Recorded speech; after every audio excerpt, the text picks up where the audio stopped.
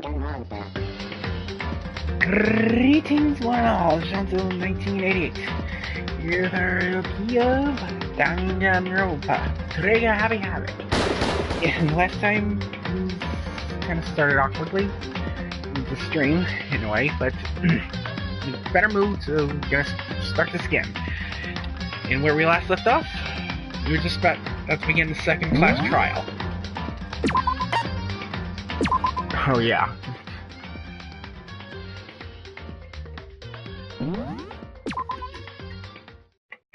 Anyway, let's hurry and figure out who killed Fujisaki.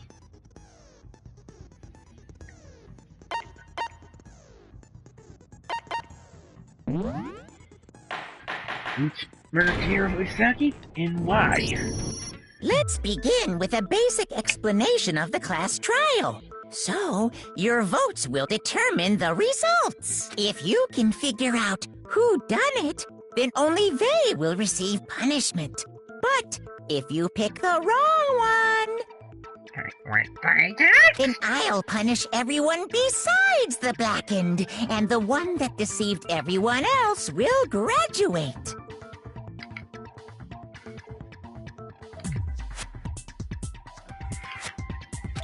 Okay, then. So, first off, let's talk about the murder weapon! First we have to make clear what was used to deliver the fatal blow.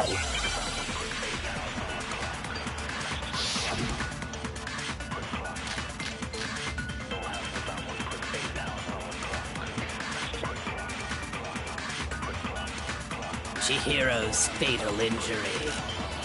It appears it was a head wound. According to the Monokuma file, the killer used a blunt instrument. But what kind of blunt instrument could it have been? I bet it was an iron pipe. Sorry, No, how dare you? Wrong!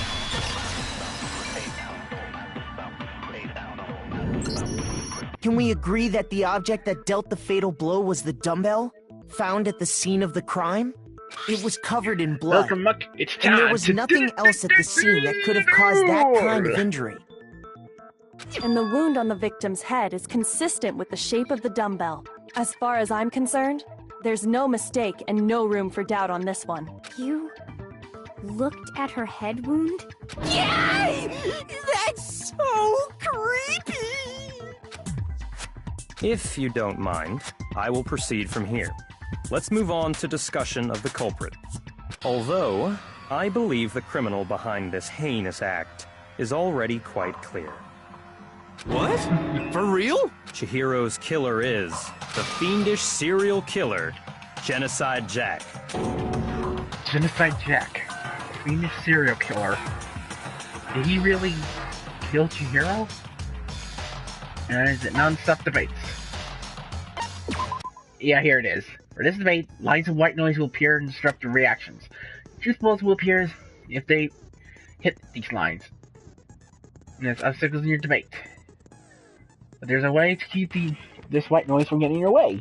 Press the X button to attach the silencer, which you can use to shoot down the white noise. Yeah, basically you hit the white noise, you increase your time, but if you hit the thing you're looking for,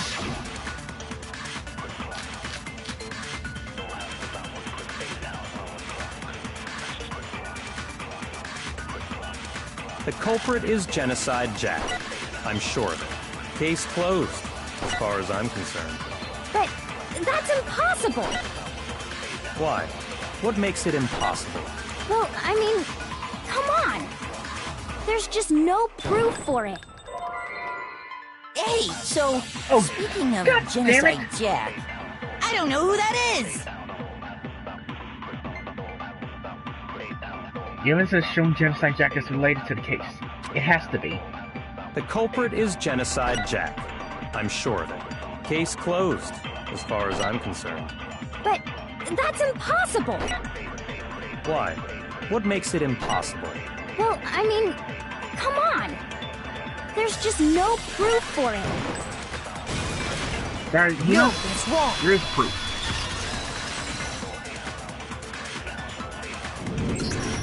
I might know one reason he could be involved. What? I found this file while I was looking around the archive in the library. I guess it's some kind of confidential file the police put together about the Genocide Jack case. What? That's kinda weird as shit, isn't it? What was something like that doing in the library? The why of it is probably more trouble than it's worth. So let's forget about that for now. More importantly, it outlines all the specifics of every Genocide Jack case in exceeding detail. According to the file, there appear to be 2 defining characteristics in every Genocide Jack case. The first is that a bloody message is found written at the scene of every murder. Oh, that's right. Boob lust. No, Fumi. No. Fumi, no. No, should I please smack him? Ow! Ow, thank you. No. It's actually bloodlust. But more important is the other characteristic, and it's something that has never been made public. Never made public? What the hell is it? Why don't you tell them, Makoto? Oh, sure. Pass it on to me. Me, mere douchebag. The other character is every genocide case, which is how the victim was positioned. Apparently, in every Genocide Jack case, the killer suspends the body in a certain way. Other than the killer, the only people who know about this are the higher-ups in the police department. However, Chihiro was most definitely suspended in the same way. So, how did the culprit know about this when only high-level police officials were aware of it?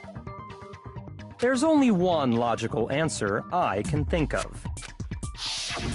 It's because the culprit in this case is the real Genocide Jack. No fucking way! You're saying Genocide Jack is one of us? Yes, in fact, it's Toko. What? Genocide Jack's true identity is Toko Fukawa. You lie! You lie! You lie! Ow! Ow! Oh, no. Not happening, Fumi. No! What? Hey, okay, wait, hold on a sec. Toko has, like, bloodophobia or whatever, remember? What kind of serial killer is afraid of blood? Is Toko Genocide Jack? The answer is yes and no. Another riddle. Man, why is this gotta be so complicated? I did right! Does seem like a riddle away, but I feel like I can just about see it. Genocide Jack is Toko, but isn't Toko. What does it mean? Oh, Hangman's Gambit.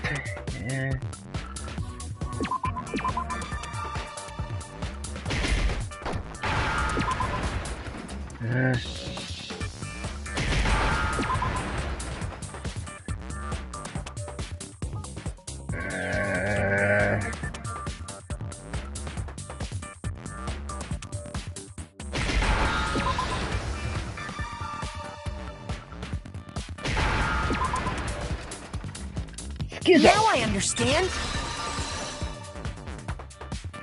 Schizophrenic. Or other... Is it because Genocide Jack has a split personality? Huh? MPD. I think I read that somewhere in the file, too. They thought that the suspect might have... what did they call it? Dissociative identity disorder. Oh, okay. But still, to go and say that about Miss Fukawa is... Perfectly acceptable. Toko's strange behavior after seeing the body is proof enough that she has a split personality. One thing that shows Toko could have your behavior.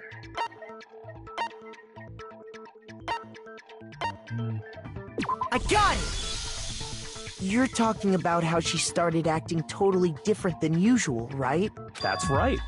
Think back. She fainted when she saw Chihiro's corpse, and then, when she woke up... I'm fine. I'm fine. Oh, is that a dead body? Hey, you dead? She was in her head real hard when she fainted. Well, in the front and the back, with a penny near the bottom, see a truth and a web of lies. It's concerning.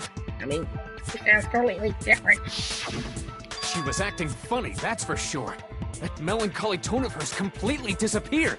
Don't go assigning adjectives to my tone without permission. Not to mention, once she regained consciousness and saw Chihiro's body again, she was utterly calm. In other words, within her is one personality that can handle blood, and one that obviously can. So when Toko trapped herself in her room, it's because she was scared of Genocide Jack?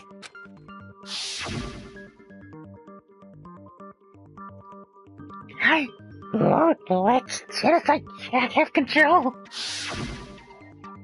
I'll drive out the killer. Drive out the murderous fiend. The reason she locked herself in her room wasn't to keep other people from getting in. It was to keep her other personality from getting out. What? Toko was afraid. Afraid of the murderous fiend inside of her. Of killing even more people. How? Yeah. How can you know all this? I do believe you misunderstood her. What she's trying to say isn't, how can you know all this? No. What she wants to know is, how could you tell them? Huh? Last night, just before Monokuma gave his motive speech, Toko and I had a strange conversation. She told me a most interesting story. She said a murderous fiend lived within her, and she was afraid it could appear and attack at any time. And that trepidation is what's caused her to have such a bleak attitude. Isn't that right, Toko? This is all a lie. Right, Toko? You said you wouldn't tell anyone. What? You promised! I can't believe you lied! You have only yourself to blame. You came to me with your tragic little story. I didn't ask you to. This is the real world, not some romantic fantasy fairy tale. Besides, you broke your promise first. You said that as long as you were here, no matter what, you wouldn't let Genocide Jack kill anyone. But in spite of that promise...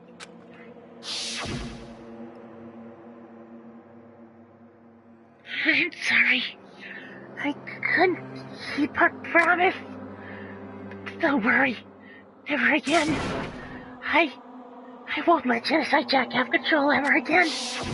You said if I kept my promise, you would go out with me. Oh, wow.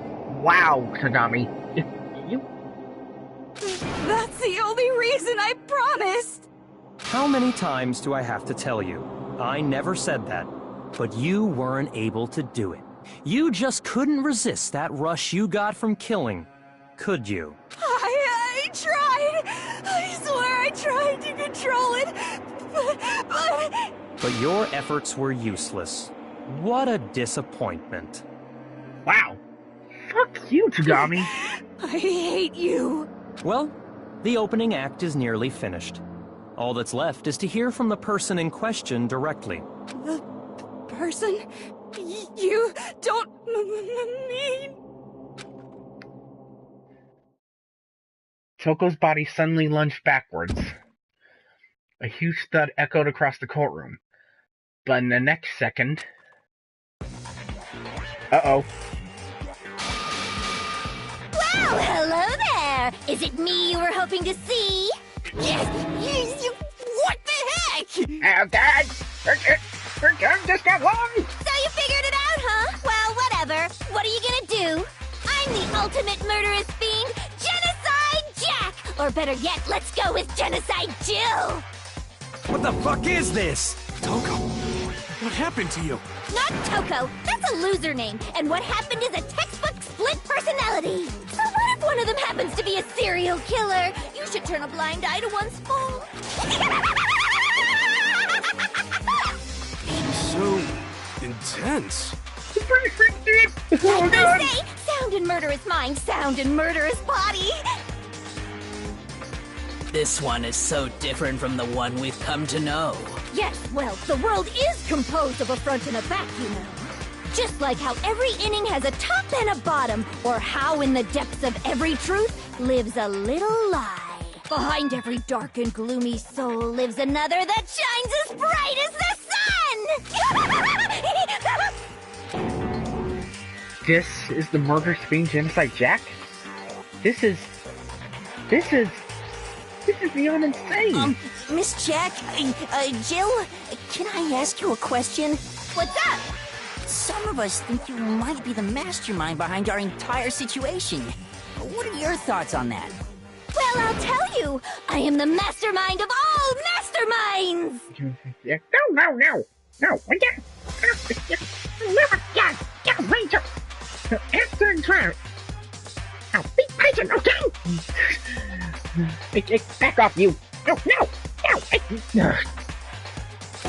kidding. Sorry about that, folks. Then it's not true? Of course it's not true! How dare you try to link me to that creepazoid! Yeah, seriously, yes.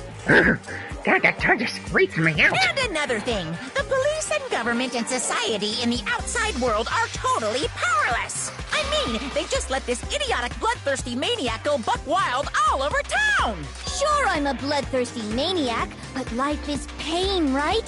To live is to hurt other people. It's a necessary evil if you want to survive. The act of living itself causes pain for everyone. Just kidding again! This should be enough to convince you. This murderous fiend is responsible for Chihiro's death. There's clearly a motive, so there should be no doubt.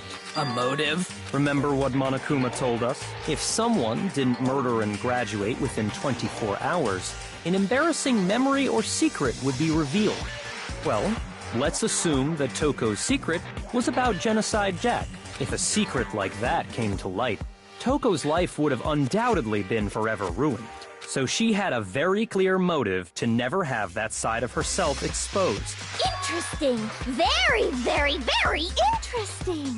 But sorry, as much as I hate to admit it, I'm not the culprit. Huh? But I cannot imagine anyone other than you could murder someone in such a bizarre fashion. Maybe so, but nevertheless, it's the truth. Do you really expect any of us to believe you?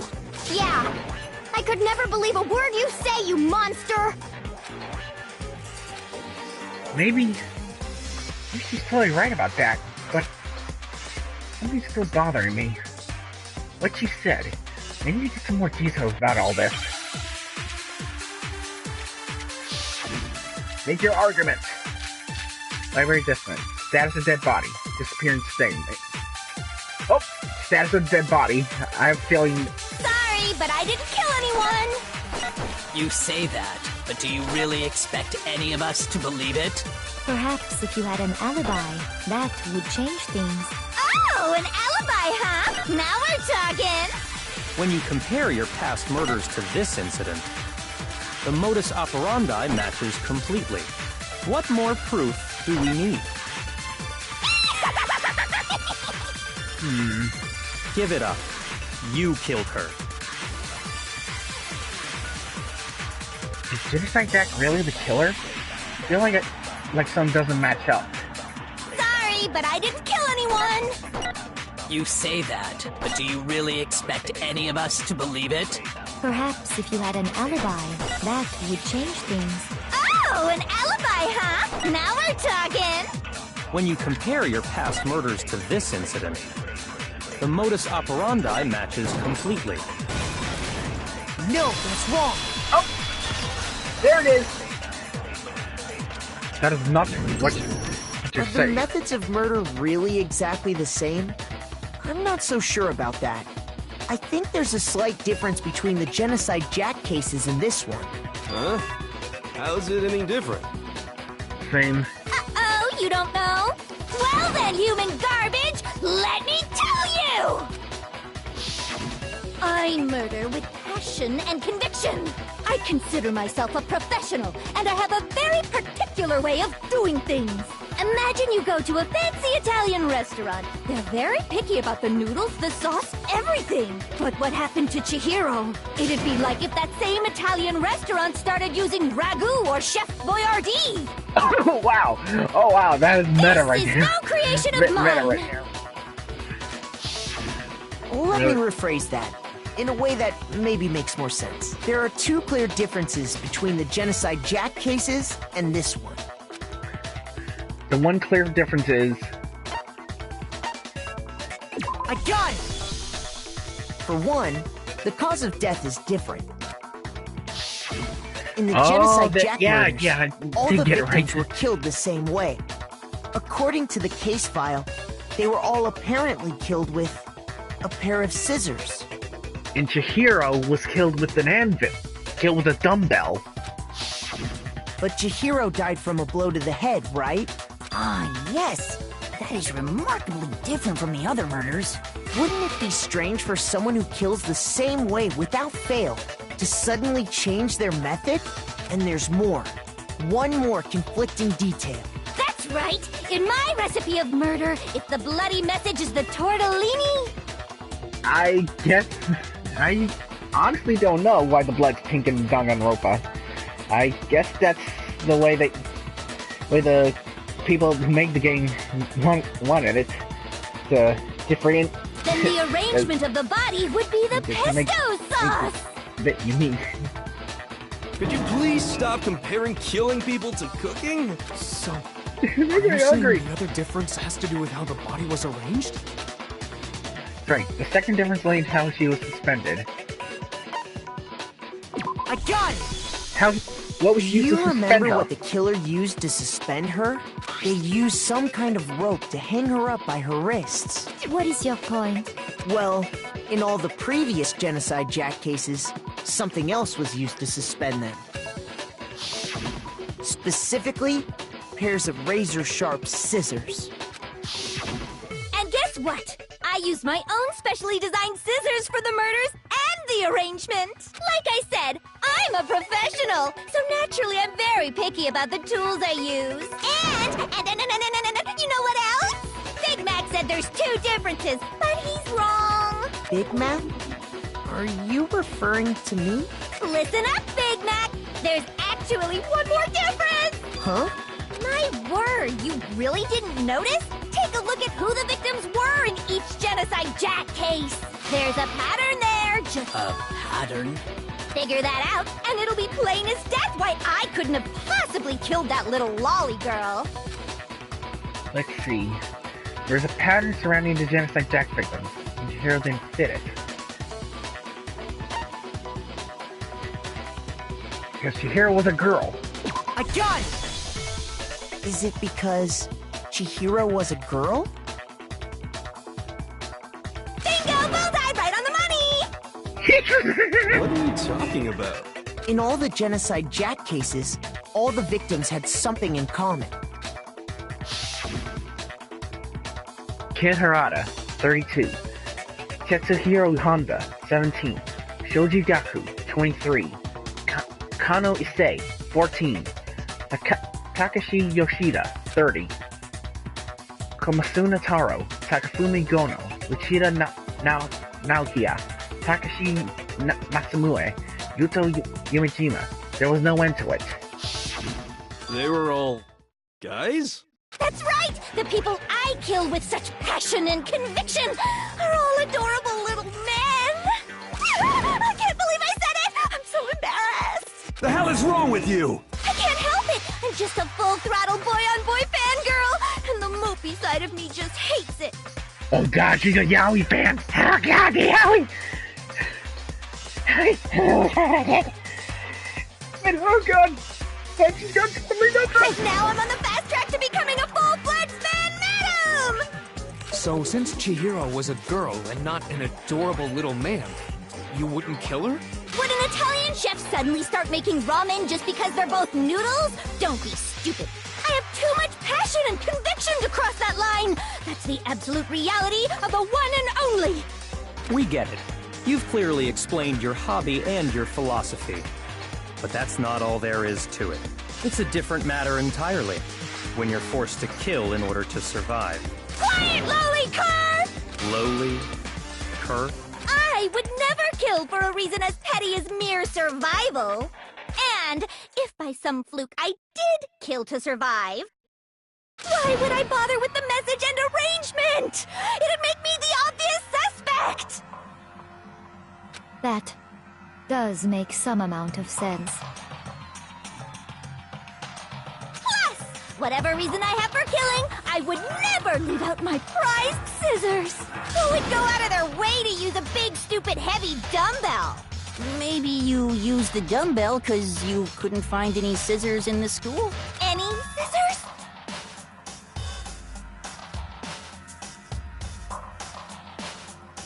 I don't just use any scissors. I only use my own set of high-class envy of the entire world scissors! Okay, whatever. There still aren't any in the school. Are you sure about that? Da-da-da-da! Oh god! That is nightmare fuel! She's fully equipped! That's right! So I can kill anywhere, anytime! Why would I resort to dumbbells or rope when I have my trusty scissors by my side? Go ahead, tell me I'm wrong! You can't, can you, gutter dogs, all of you! Not to mention, I have no clue how to tie a good knot. So rope's totally out of the question anyway! You are evil incarnate! I have no idea what's going on anymore! Could such a heinous villain really be innocent? But the body really was suspended, right? And nobody but the police knew about that. Yeah. That's why we figured it had to be the real deal, and not some copycat killer or whatever. Actually, hold on. There is one person. One person who could have copied the Genocide Jack cases.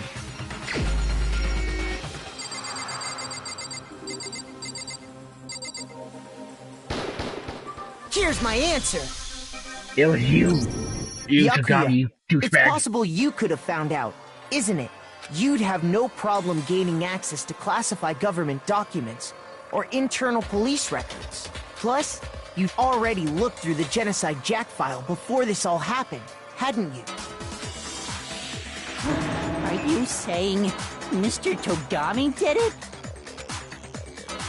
Then, the reason he pushed the theory of Genocide Jack being the killer so hard was because he wanted to pin the crime on her.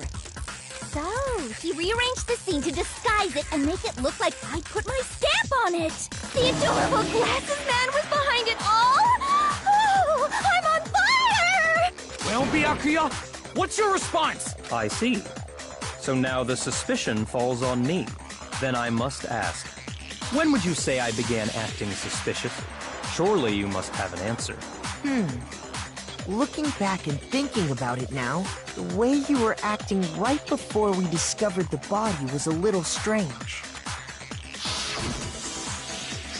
In the locker room. They're suspicious. Very suspicious indeed. Wouldn't you agree? Huh? Suspicious? It seems nobody searched the locker room. Let's start with the girls' locker room. You wanted to go to the girls' locker room right away, right? But since you're a guy... I should have naturally thought of the boys' locker room first. Is that what you want to say? The victim was Chihiro, a girl. Hence why I said we should check the girls' locker room. Nothing strange about that, I'd say. On the contrary, there's something very strange. Okay then, what's so strange about it? Go ahead, share with the rest of the class. There's a clear contradiction in what Byakuya just said. Let me clear to everyone. Add to non-stop debate. Next we're gonna add something called a truth flashback. If you aim at a weak spot and hold down the triangle button, then you'll memorize that weak spot. This memorized phrase can only be shot once as a single truth bullet. If you shoot or change the truth bullet, it will disappear from your truth cylinder. However, use this flashback feature as many times as you want. If you don't seem to have the answer to a lie or contradiction in your loaded truth bullets, it might be wise to memorize a different weak spot and use that to make your case. When's the best time to flashback? Well, you just have to use your keen wit, won't you? In this case, though, I will say that if you don't use the flashback, you won't be refuting anything.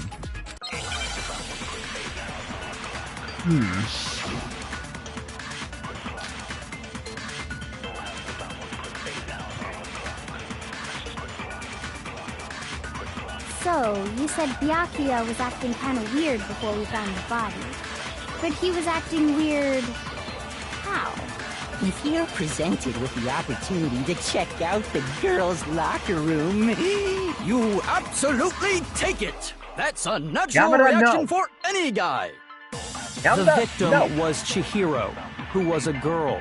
So of course I would suggest we check the girls' locker room first. There was no time for pointless distractions.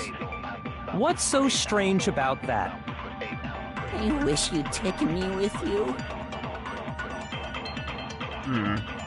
Here Byakuya is kind of about Chihiro being a girl. Whereas there's a clear contradiction there. And you can make that contradiction clear. So, you said Byakuya was acting kind of weird before we found the body. Oh, wait. But he was acting weird... how? If you're presented with the opportunity to check out the girls' locker room, You absolutely take it! That's a natural reaction for any guy! The victim was Chihiro, who was a girl. Ah, damn it! Shoot! Oh, there goes my perfect. So, you said Byakuya was acting kind of weird before we found the body. But he was acting weird... how? If you're presented with the opportunity to check out the girls' locker room, Or he found the body. You absolutely take it! That's a natural reaction for any guy! The victim was Chihiro. No, that's wrong. Oh, there we go. There we go. Ugh. I took a hit, I'll so tell you there what's so goes my strange perfect. about that. Because up until we actually discovered the body, we couldn't have known who the victim was. So your claim that you went to the girls' locker room first because Chihiro was the victim doesn't hold up. I see. That's a good answer, I must admit. Interesting. Very interesting indeed. But your reasoning is still too weak. Huh? What's wrong? Is that it? Surely you've got more than that. Go ahead. Show us. What's with Byakuya's attitude? It's like he doesn't even care. Got him cornered. He's acting like he has nothing to do What's with the matter? You're not finished already, are you? There must be more to it. There is. I think. There is more to it. Think about it. We just talked about the differences between this case and past Genocide Jack incidents. The proof you're looking for is hidden in there. Oh? Proof that I'm the culprit, you mean? Difference between this case and Genocide Jack murder. Who's Jack responsible is hidden there? What could it be?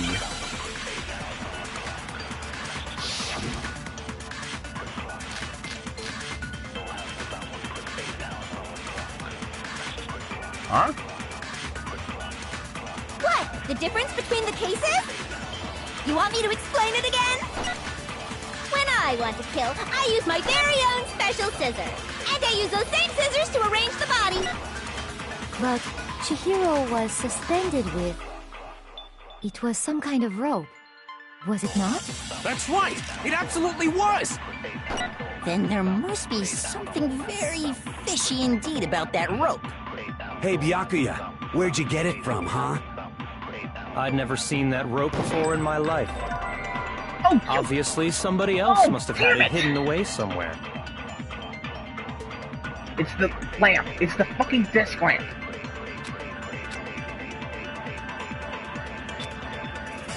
What? The difference between... You want me to explain it when I want to kill, and I use those same... But Chihiro, it was some kind of... That's right! Then there must be something... Hey, Byakuya, where'd you get it from, huh? I'd never seen that rope before in my life. No, that's Liar!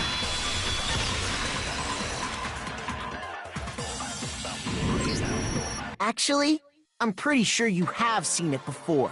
Because, you see, that rope, or should I say, that extension cord? What? An extension cord? Byakuya, you've used the extension cord in the library more than once, haven't you? And the same extension cord that was in the library all this time went missing after the murder.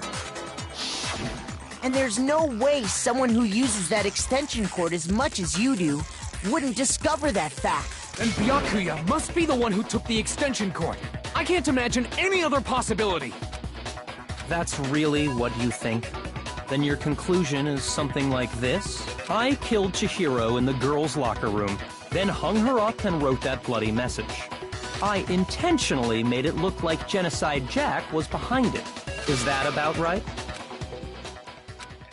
He's doing it again. He's totally calm, totally unconcerned. He's not even involved. Wait, not even involved. What's wrong? I asked you if you think that's what happened. Hell yes, that's what happened. So that's it, right? Byakuya's the killer. I don't disagree with not disagreeing. He kept calling this a game, right? So he'd be totally willing to do something like this to win. Sorry, but could we hold on just a second? I think we need to talk about this a little more. Huh? Do we really need to? We've already decided who did it. I know, but still, there's something that's still bothering me. Is that right? And what, pray tell, is still bothering you? I killed her in the girls' locker room, then disguised my crime. Specifically, I dressed it up to make it look like it was the work of a homicidal psychopath. What about all that bothers you? Wait. What was that just now? Something's not right.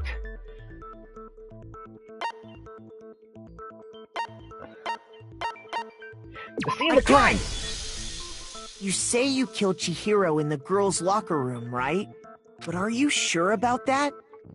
Isn't it possible that the murder took place somewhere else?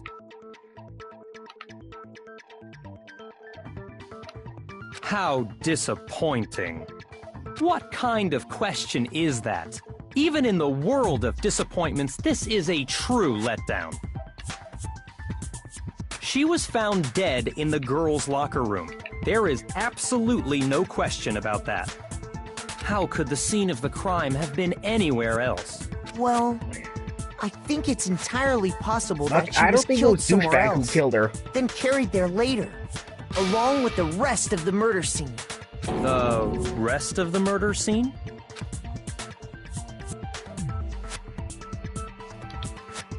That was awfully specific. Please tell me you have a reason for saying all of that. I believe I do. Hey, Byakuya, did I just take you off guard? When the story suddenly moved to this crime scene, Byakuya, who'd been so confident up till now, maybe Byakuya never even realized that the actual scene of the crime could have been somewhere else. Don't just move on without permission! What do you mean she was killed somewhere else? Come on, Makoto. If there's any chance the murder took place somewhere else, let's see the proof. Evidence that shows the murder took place somewhere else. Just need to focus on... Switch. Oh! I got it! The poster! The It was the proof that poster. she was killed somewhere else is the poster that's hanging in each locker room. Your proof is some posters? The poster in the girls' locker room was a picture of a big-boobed supermodel. But why would the girls' locker room have a poster like that? I bet those massive jugs of hers were totally fake! Meanwhile, the boys' locker room had a poster of the super popular boy band Tornado. Again, that doesn't really seem to belong in a boys' locker room. So you're saying that maybe the posters were switched? And there's one other thing I noticed about the locker rooms. You know what I'm talking about, right, Sakura? You're referring to my protein coffee, aren't you? Protein coffee? While I was in the girls' locker room earlier, I spilled some protein coffee on the carpet. But I noticed that after the murder, the stain had been totally scrubbed away. No, it's not that the stain was scrubbed away. It was moved. I got it! The stain on the girls' locker room carpet wasn't scrubbed away. In fact, I found it on the boys' locker room carpet.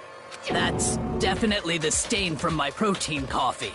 Then, does that mean that the carpets were switched too? But why would anyone do that? To move the murder scene from one locker room to the other. It's certainly plausible. Don't you? What? In other words, in order to completely swap the scene of the crime, The blood-stained poster and carpet were moved along with the dead body. By doing this, the killer was able to change the entire room where the murder took place. I can certainly follow your reasoning, but why would the culprit bother doing that? Huh? Why would they go to all that trouble of switching the scene of the crime? Actually, an even bigger question.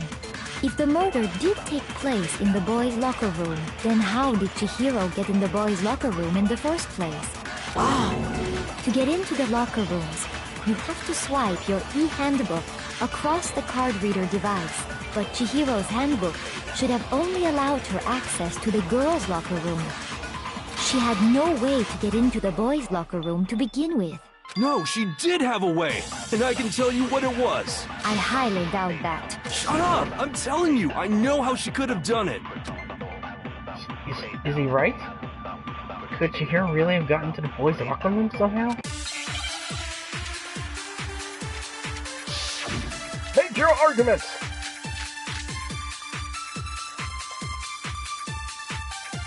Broken e-handbook? Is it really possible? Could Chihiro really have gotten into the boys' locker room somehow? Ah! I've got it! She must have hacked her e-handbook! She was the ultimate programmer, after all. I'm sure that would have been no problem for her. No, I don't think that's it. She used the thing that was in the main hall.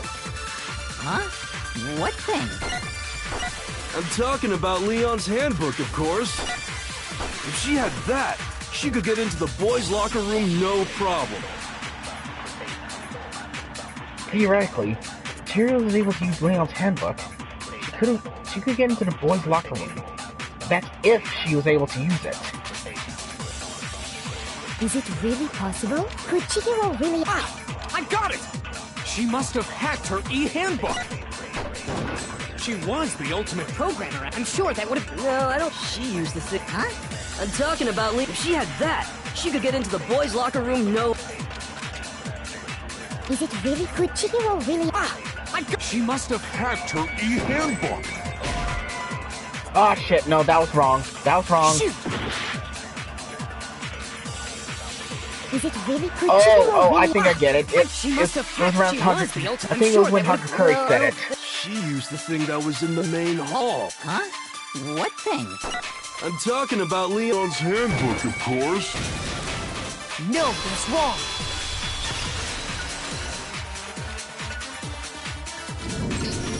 No, I don't think Chihiro used Leon's handbook. Why not? Because Leon's handbook was broken. Oh.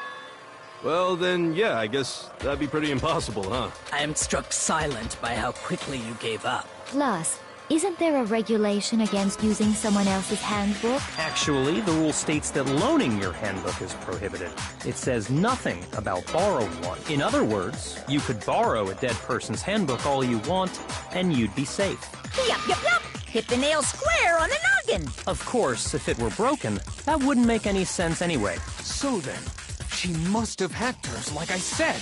She used her ultimate programmer skills and... Psst! You can't fix an e-handbook!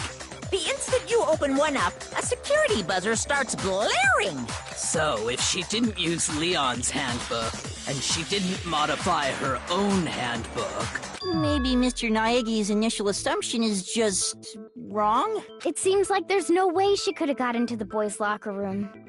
So I guess so. Okay then, I vote for Byakuya! Is that it then?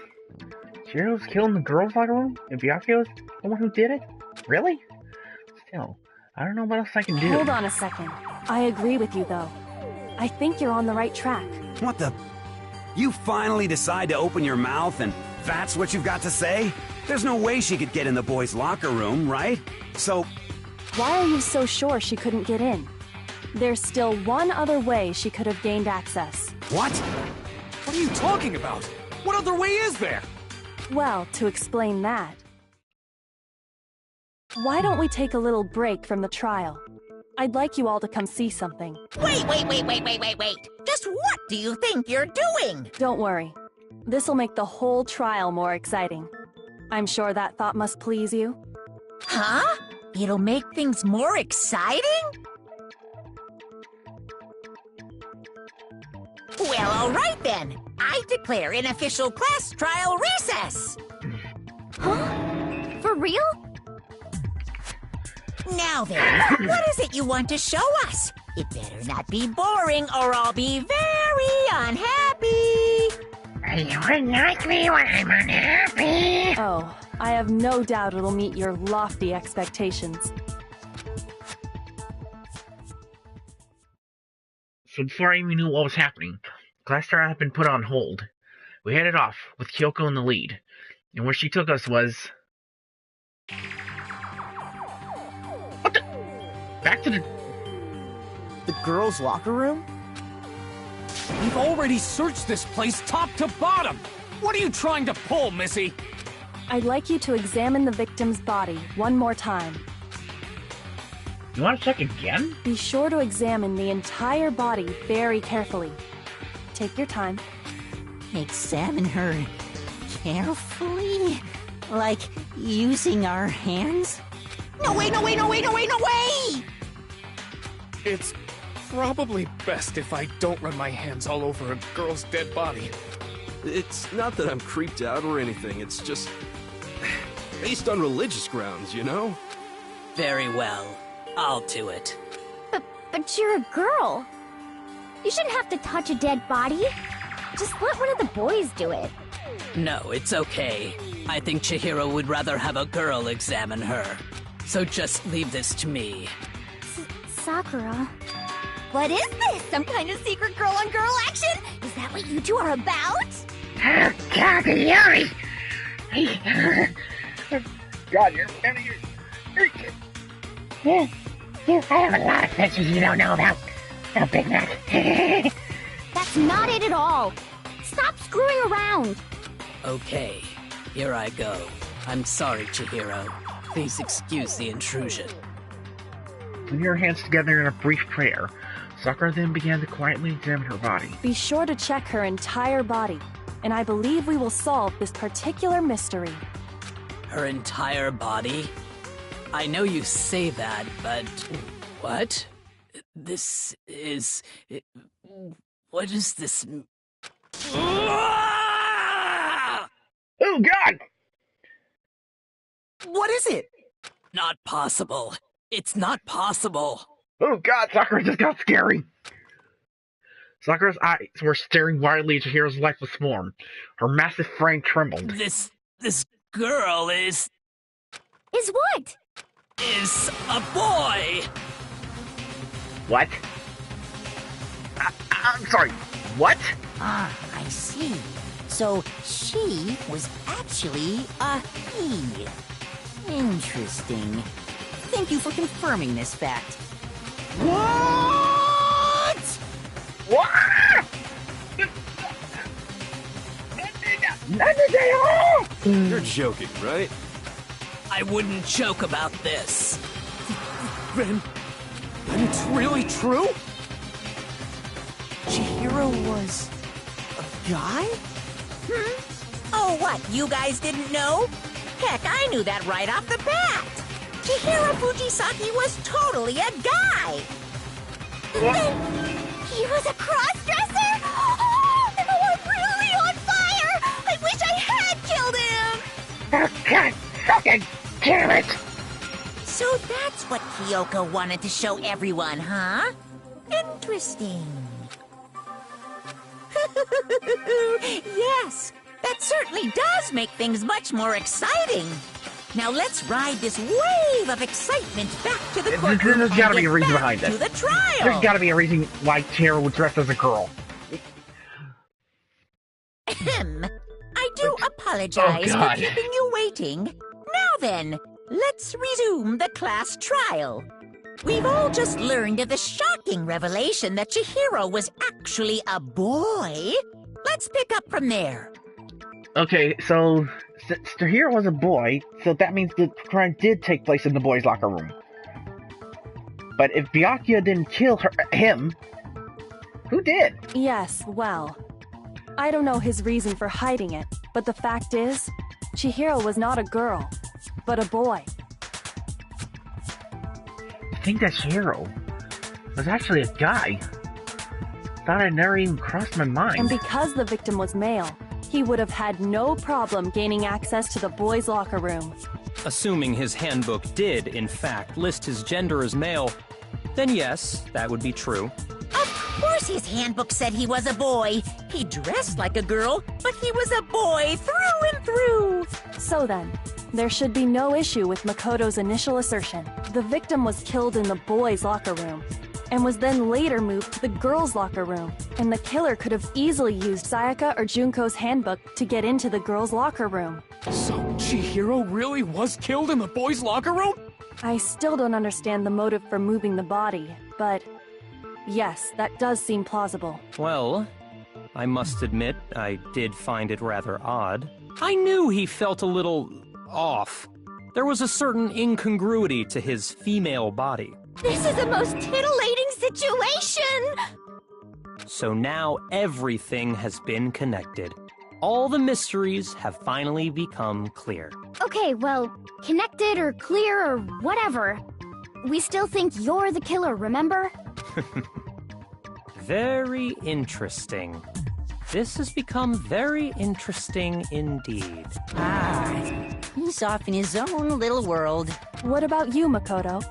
After everything we've learned, do you still think Byakuya's the killer? Well, without a doubt, Byakuya is the one that made Chihiro's death look like Genocide Jack did it.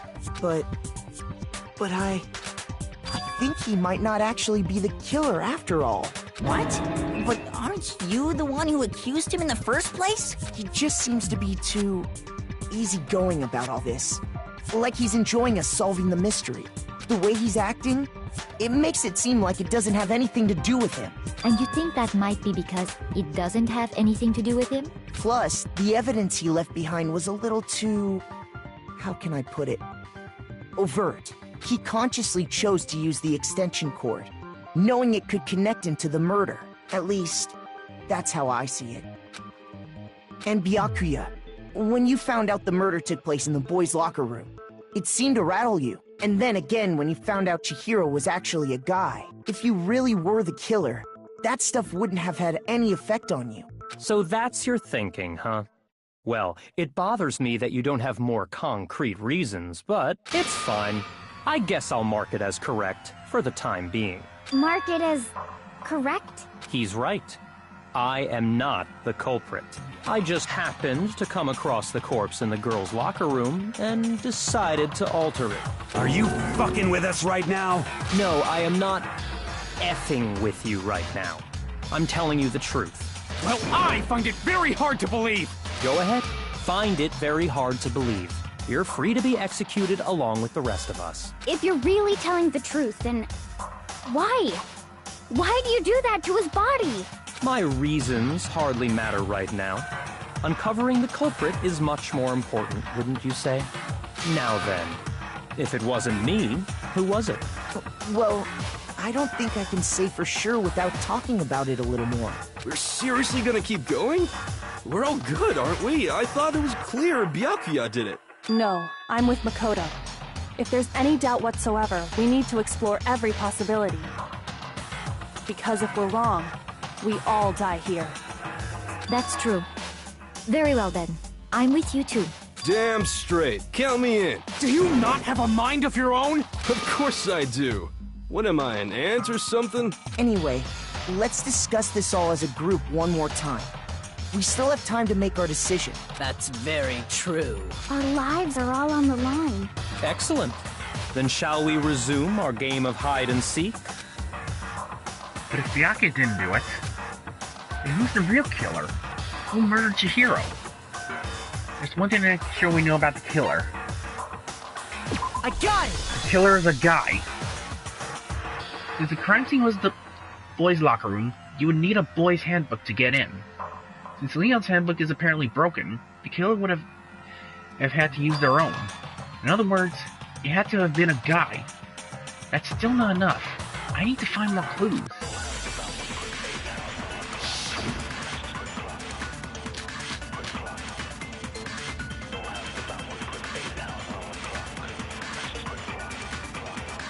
Isn't there a single clue that might lead us to who did it? Well, clues are one thing, but Did nobody get a look at the killer? I'm sure if someone saw the killer, they would have said something by now. Perhaps someone saw the victim at some point. Even that might be enough for now. Oh! Yeah. All we need right now is any kind of new info. Ah, damn it! Shoot! Isn't there a single clue that might lead us to who? Well, did nobody get... I'm sure if someone saw the... Perhaps someone saw the victim at some... Yeah. All we need right now is any kind of new info. It's over. It's all over. You want to know who saw the victim? The killer. And only the killer. There! No! Thank you, Hunter Curry! Oh god, I can't believe I just said that. I believe someone else did see the victim before he was murdered. What do you think, Celeste? Now that you mention it, yes, I did see him. Huh? Really? Oh, but I suppose only Makoto knows about this. The rest of you had no idea, did you? That is why you're all making such ugly noises. Whatever! Just hurry up and tell us! It was last night, right before nighttime. I saw Chihiro in the dormitory warehouse. I saw him stuffing a track jacket into a duffel bag, and then, I assume, he headed off to exercise. A track jacket and a duffel bag? But we didn't find anything like that at the murder scene. It seems likely that the culprit destroyed them to get rid of any evidence. And that is when he said something that struck me as rather odd. Well, I'd better get going. I'm in a hurry. Chihiro told me he was in a hurry, but why would he be in a hurry? Only if someone were waiting for him, I should think. So, Mr. Fujisaki was on his way to meet with someone, and then they were going to work out together? But Hina and I had invited him to exercise with us plenty of times, and he always declined. Probably because he was afraid you'd find out the secret he was hiding, right? Which means that conversely, he must have trusted whoever he was meeting with very much. Enough so that he was willing to risk his secret being revealed. Ooh, what a marvelous friendship! Engine is magic. The point is, whoever he met up with is the culprit, right? So we just gotta figure out who it was. But knowing what we know, I can't even guess. No. You already have what you need to make the connection. Huh? You know who the killer is. Seriously? Who is it? Who's the killer? Think back to the track jacket and duffel bag the killer disposed of. Focus on the details of these items, and it should become obvious who was waiting for him. Are you sure about that? You really think we can figure out who did it based on two pieces of evidence that we don't have? What? You want to track down some fingerprints or something? Even if we had the equipment for that, we wouldn't know how to use it. As was noted, the evidence is already gone. There's nothing to get fingerprints from. Maybe, but we can make certain inferences if we just take the time to talk it out. Easy for you to say, but fine. Celeste, did you notice anything special about the bag or jacket? The bag was just a normal duffel bag from the warehouse. All the bags in there are the same, so I can't imagine what would make that one special. Well, if I remember right, there was a decent variety of tracksuits to choose from. Do you think there might be some connection between the culprit and Chihiro's jacket? Perhaps. Let's explore that and talk a bit more about the jacket he took. Does Chihiro's track jacket really hold some clue about the killer? Somehow, it's really hard to believe. What does it have to do with the... I have a feeling... First of all, we know where Chihiro was headed. He was on his way to go exercise. So next we have to ask, why did he choose the specific tracksuit that he did? What do you mean, the specific tracksuit? I got it! He picked that tracksuit because it matched the one the culprit was wearing! So, what you're saying is, The killer was wearing the same blue tracksuit as him? My tracksuit is black. Wait. I don't even have a tracksuit. Wait a minute. Sucks. I have a white tracksuit, personally. I got it from the warehouse, if you must know. Did any of that really help us get any closer to figuring out who the culprit is? Wait a second. No How way. did Mondo know it was a blue Not a tracksuit? How did he? You heard him, right? What he just said without even realizing it? Are you saying there's something off about what someone said? First of all, we know where Chihiro was. He was on his way to go. So next week, why did he choose this? What do you mean, the specific? I got it! He picked that. It matched the one the culprit was wearing. So, what you're saying is The killer was wearing the same blue tracksuit. No, it's Oh no! It was Mondo, wasn't it? Hold on a second, Mondo. What did you just say? It was. Oh no, it was. Oh damn it, Mondo! Why? What'd I say? When Celeste testified a few minutes ago, she said, I saw him stuffing a trap, just pack it into a duffel bag, and then I assumed he headed off to exercise. she never said anything about the jacket's color.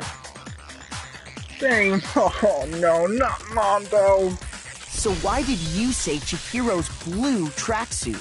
What are you just... Hey, Celeste, what color was Chihiro's tracksuit? As a matter of fact, it was blue. Oh no! Before we began the trial, No! It did really you tell was anyone him, that? wasn't it? The only one I told about any of this was you. Then, Mondo, how did you know what color Chihiro's tracksuit was? Because I'm sure he saw the clothes at some point in the investigation. No, that can't be it. The bag and clothes were surely disposed of by the time we began our investigation. Then the only reason he could have known what color the tracksuit was is if he saw Cherry with it before he died. That's the only possibility. Cherry? Are you talking about Chihiro? So, how about it? Did you see the tracksuit or didn't you? Just by chance. I just happened to see it last night. He walked past me, and he was carrying the tracksuit in his hands. No, that can't be it either. According to Celeste's testimony, He tucked the jacket into his bag in a hurry. It looked like he was trying to hide it. And just like that, he was gone. when Celeste noticed it, Chihiro made a point of making sure the jacket was completely in the bag. If you just ran into him briefly, you couldn't possibly have seen what color the tracksuit was. Yeah. It would appear you've dug your own grave. Perhaps. But you handed him the shovel, didn't you? That's why you said what you did. Focus on the tracksuit and it'll be obvious who he met with? What a bunch of nonsense. Ah, now I understand. It was all one big bluff, wasn't it? Your true intention was to draw a slip of the tongue from the culprit. That's why you said you knew who did it. To put them on edge. That's right. However, Mondo was my target all along.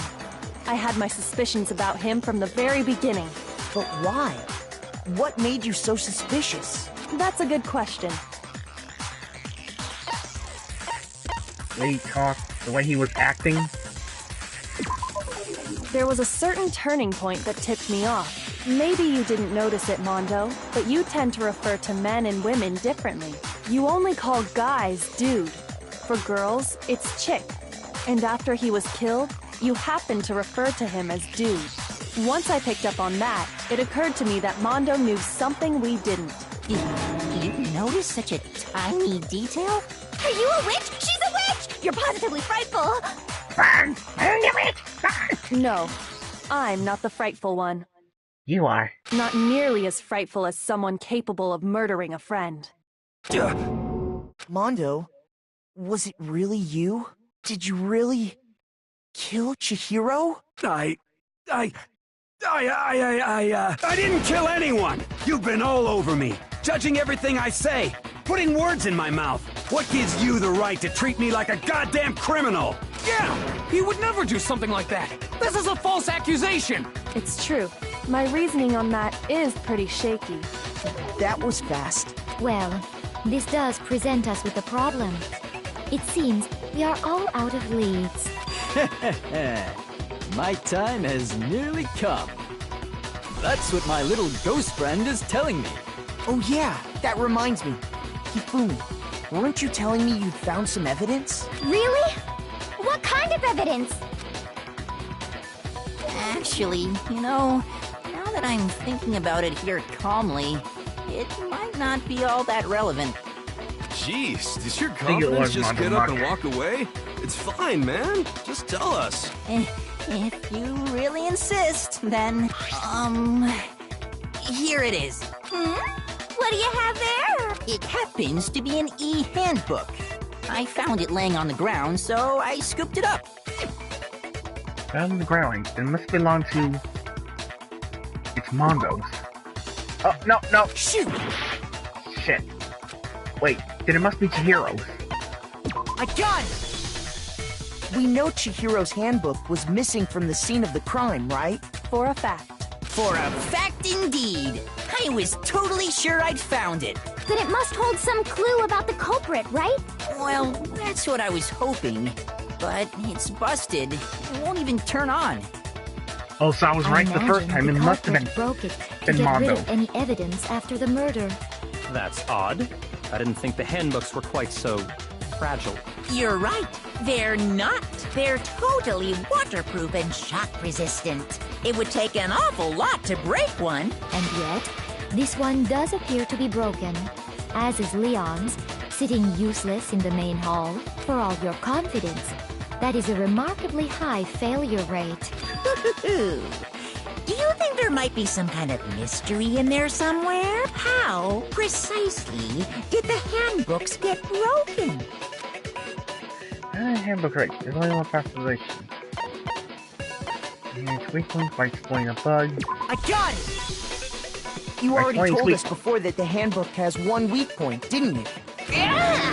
You remember that? Sure, maybe I let that slip. But I never told anyone what the weak point actually was. But if the handbook is supposed to never break, and two of them broke in quick succession, then... Then we can only assume that someone's figured out its weakness. You know what the weakness is, right, Monokuma? Huh? You're asking me? I think it's a necessary piece of information if you want this to be a fair trial.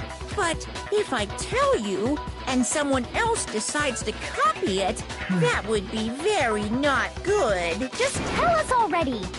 Why would we want to break our own handbooks? Oh well, I have a weakness for pushy demands. But you're sure you won't follow their example? Then allow me to make a special announcement.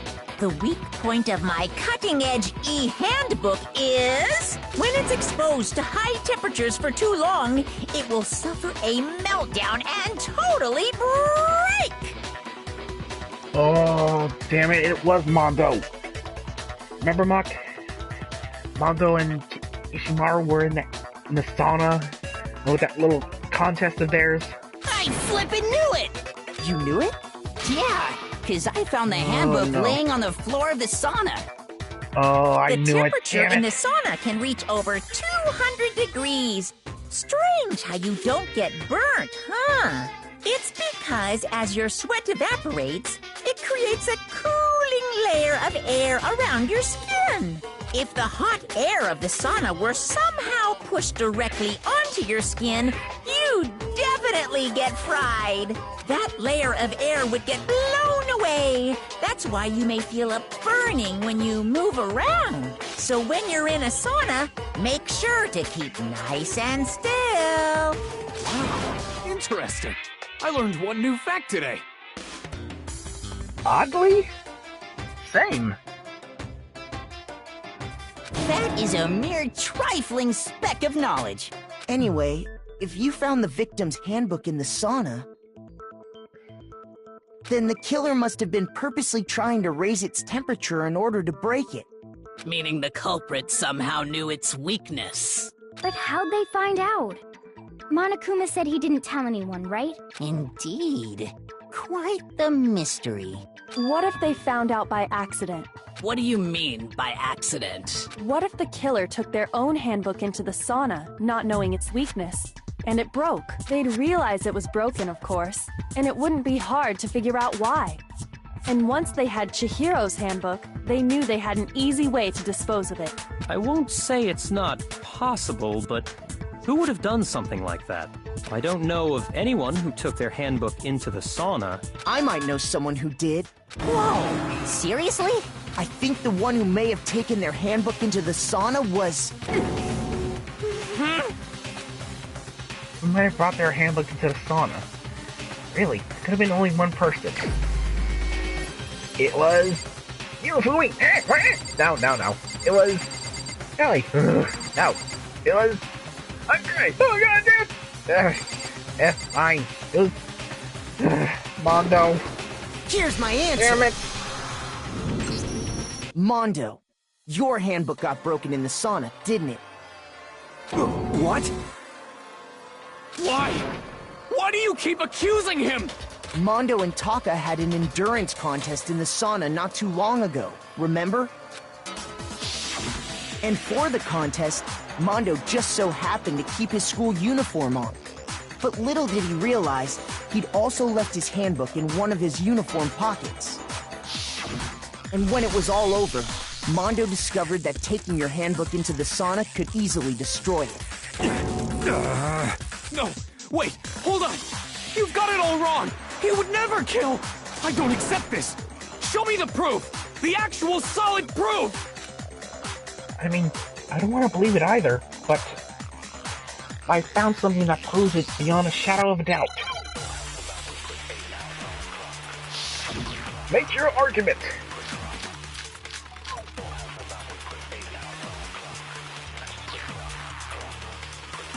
Oh boy. Let's test Makoto's assertion. If what he says is correct, then Mondo, you broke your own handbook. In other words, if Mondo's handbook is actually broken, then that proves that what Makoto said is right. Well, my goddamn handbook works just fine! See? Look! Makoto was wrong after all! Mondo wouldn't hurt a fly!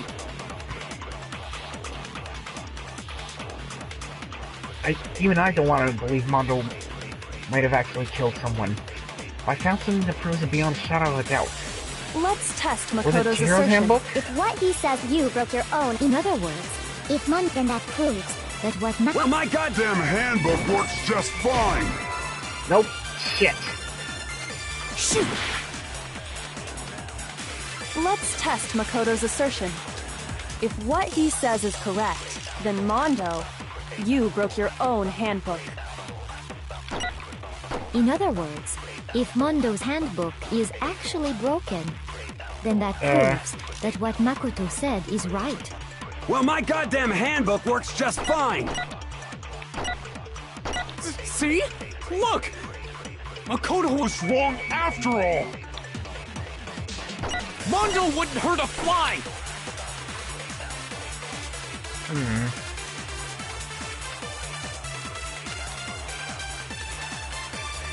Was it the broken handbook?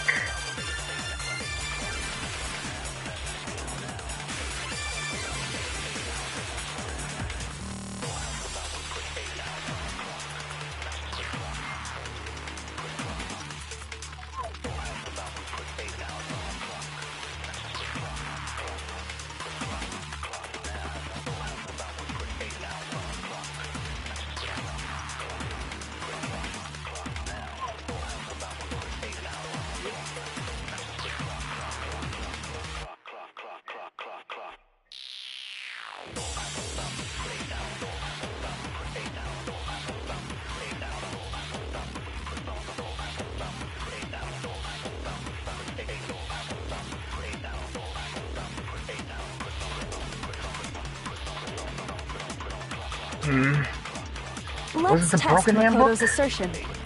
If what he says is correct, you broke your own. In other words, if then that proves... Well, my goddamn handbook works just fine!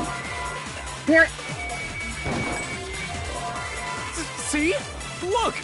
Makoto was Alright, I'll Mondo try wouldn't that. hurt a fly! Let's test if what he says you broke your own. In other words, if then that proves. Well, my goddamn handbook works just... No, that's wrong.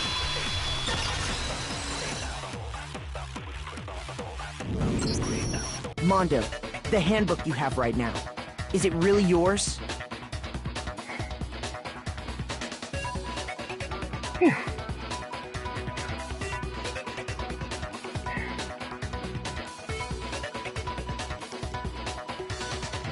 The fuck is that supposed to mean? The broken handbook that was in the main hall, isn't that one actually yours? What the heck are you talking about? What I mean is, I think Mondo swapped his handbook out for one that actually works. I think he took Leon's handbook and replaced it with his own. After all, Monokuma said himself that Leon's handbook never should have broken. That's right! The punishment it suffered wasn't nearly enough to destroy it.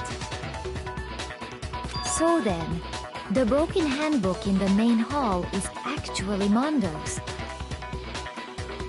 Which would mean that the handbook Mondo has right now is actually Leon's, yes? But doesn't that violate the school regulation that says loaning out your handbook is prohibited? Well, here's how I look at it. There is a rule about loaning your handbook to another student, but if they're dead, they're not a student. It's kind of a gray area, I admit. But no worries. If anything, it just makes things more interesting. As such, I decree that exchanging handbooks with a corpse is not a violation of the rules. Well, Mondo, if I'm wrong about this, you're welcome to say so. I'm happy to admit I made a mistake, but...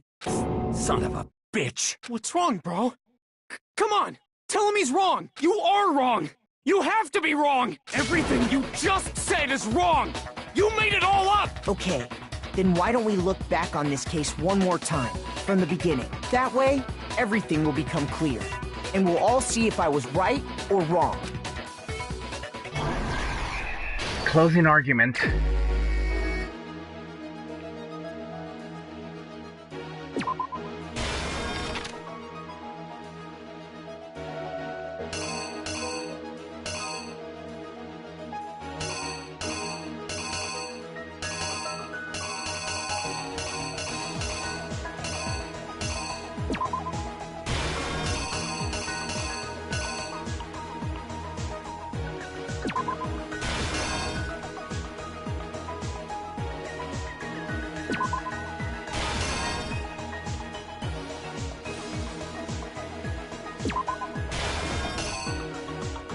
Okay.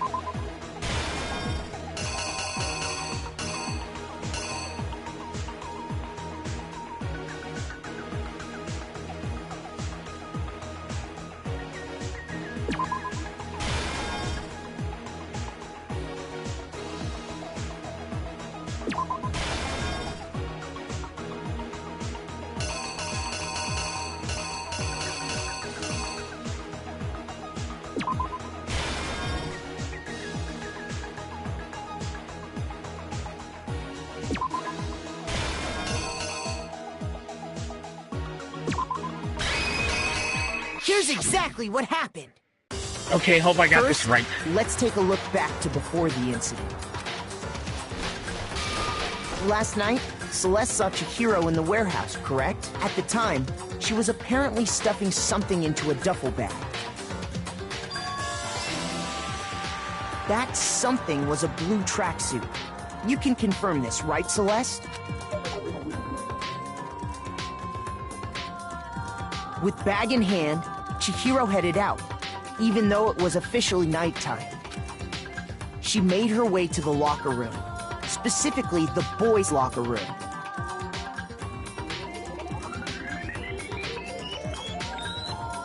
But how could the victim, who was apparently a girl, access the boys' locker room?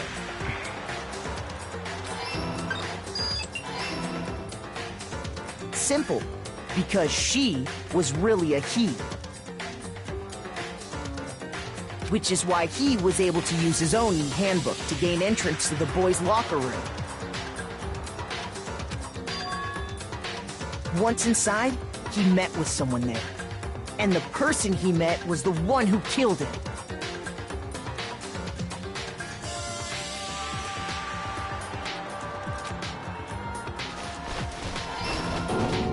It seems likely that the killer grabbed the nearby dumbbell, approached the unsuspecting Chihiro,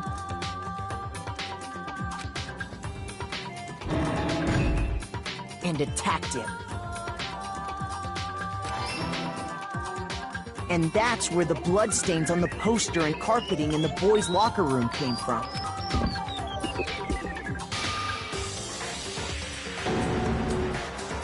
It was likely in the heat of the moment. The body was arranged, but the murder itself felt unplanned. Which is why the killer hurried to try and hide, then removing the... No, I didn't lay my reasoning out right. I need to...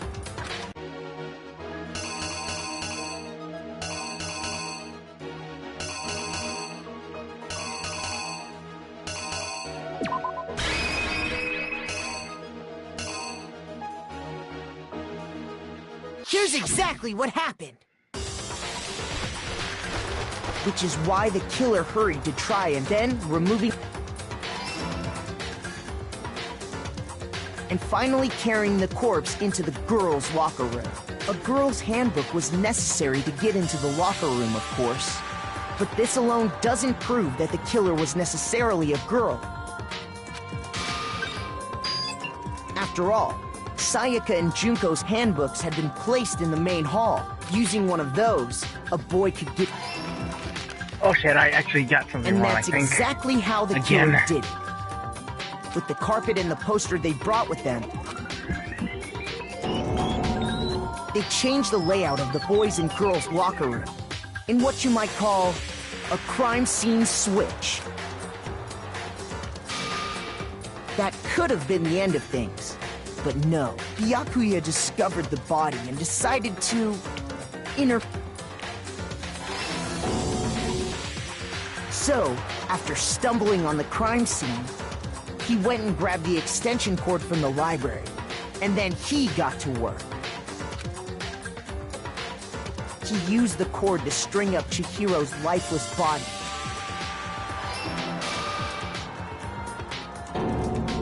Then, using the victims, he wanted to create the illusion that Genocide Jack was responsible for the slaughter. Damn it! Got it wrong. Oh man. Oh, the sauna!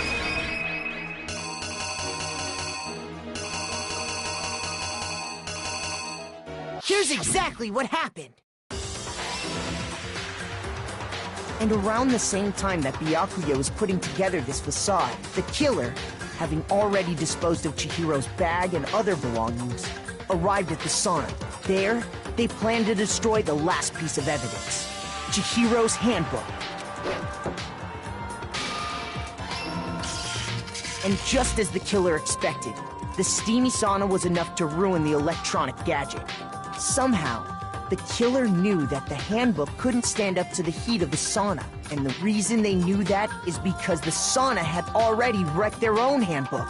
And that's how it all played out. Isn't that right, Mondo Arata? Damn it. Wait! No, this can't be right. Where's your evidence? Yeah, where's your evidence? You need evidence! You need proof! Without any proof, you can't pin any of this on him! Evidence that Mondo's the killer. That already revealed itself earlier in the trial. All I have to do is check that one item of his, and everything will become clear. Talk a little about fever time and nega time. During a bull time, if you press R1, fever time will activate, and the tempo will be forced to its max. At this point, even if you push the buttons at random, you won't miss. So you can push X square, or X square, however you want to destroy the opponent's verbal assault. It's only lasts until your funky dance, so make the best out horse. It wouldn't be fair if only you got access to special time, right? So we also prepared something called nega time that your opponent can use. Your opponent can activate nega time during the bolt time battle. Your tempo marker will disappear, making it quite a bit tougher if you hit the button with the rhythm. If you were to activate fever time at this point, no, never mind.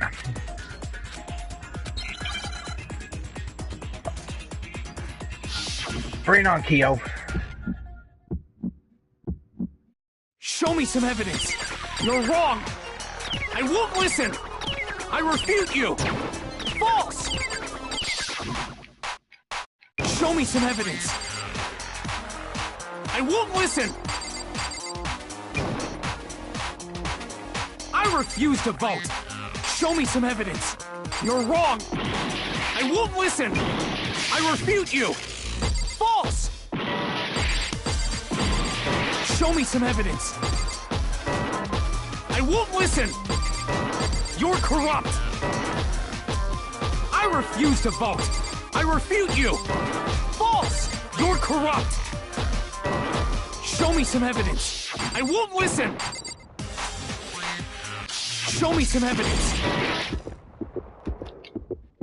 Show me some evidence!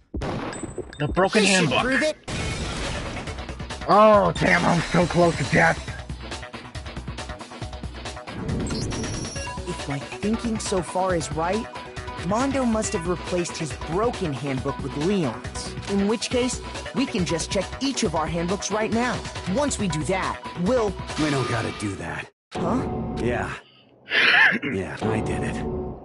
I killed him. Oh, damn it, Mondo. A. Damn C.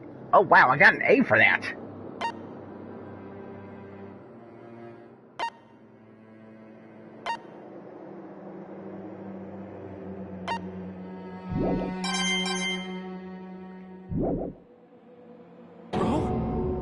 Bro, what are you saying? I got no choice, man. After hearing all that, I gotta just... give up. Go ahead, Monokuma. Get it over with. Ask for the goddamn verdict. Roger that. Wait! This isn't happening yet, Muck. No waiting. No Just finish- holding on. Finish. Time for the Finish moment arguing we've all with been Ishimaro. waiting for. Grab your lever and give it a yank! Who will you elect as the blackened this time around? Will you make the And I right finally got choice an A rank. or the dreadfully wrong one? What's it gonna be? What's it gonna be? We're about to find out.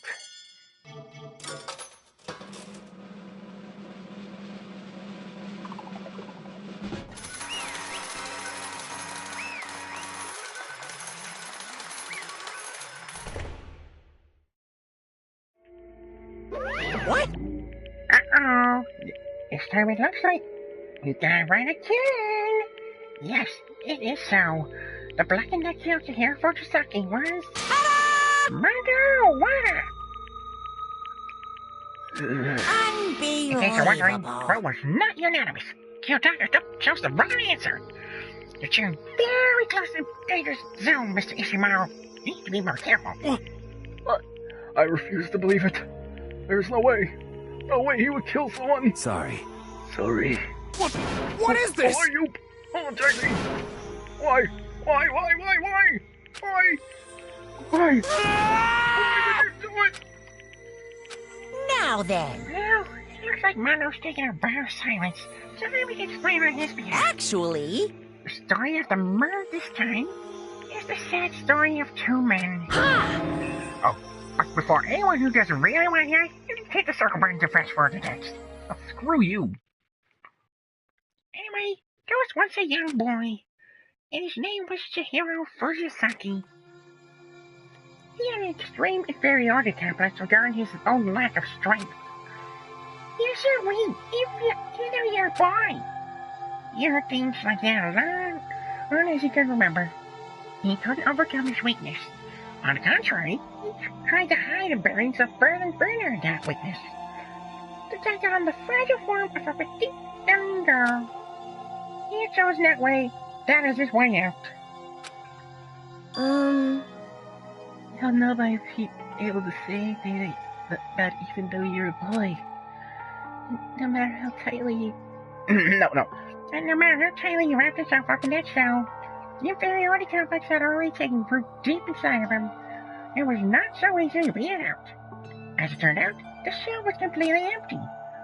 The complex didn't disappear. Instead, it only grew stronger and stronger. Weak.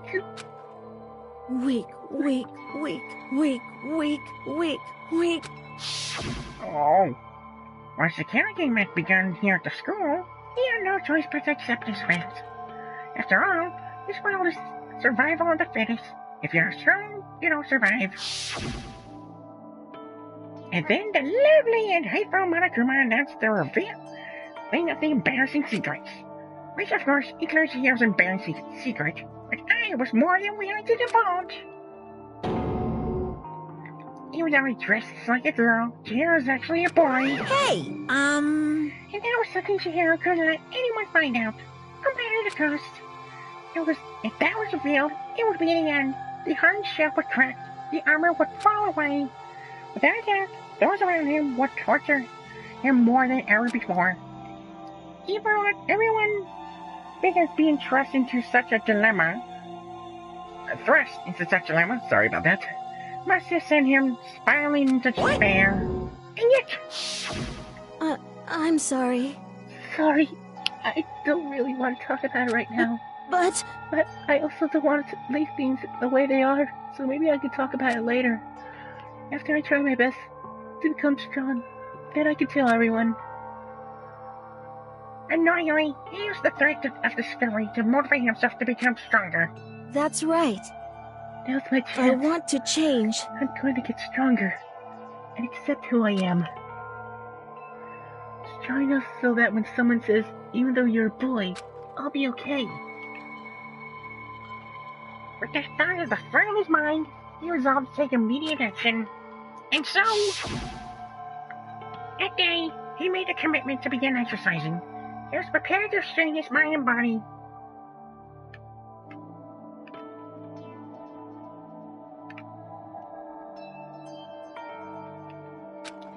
But sadly, that would be the first and only chance he would get at it.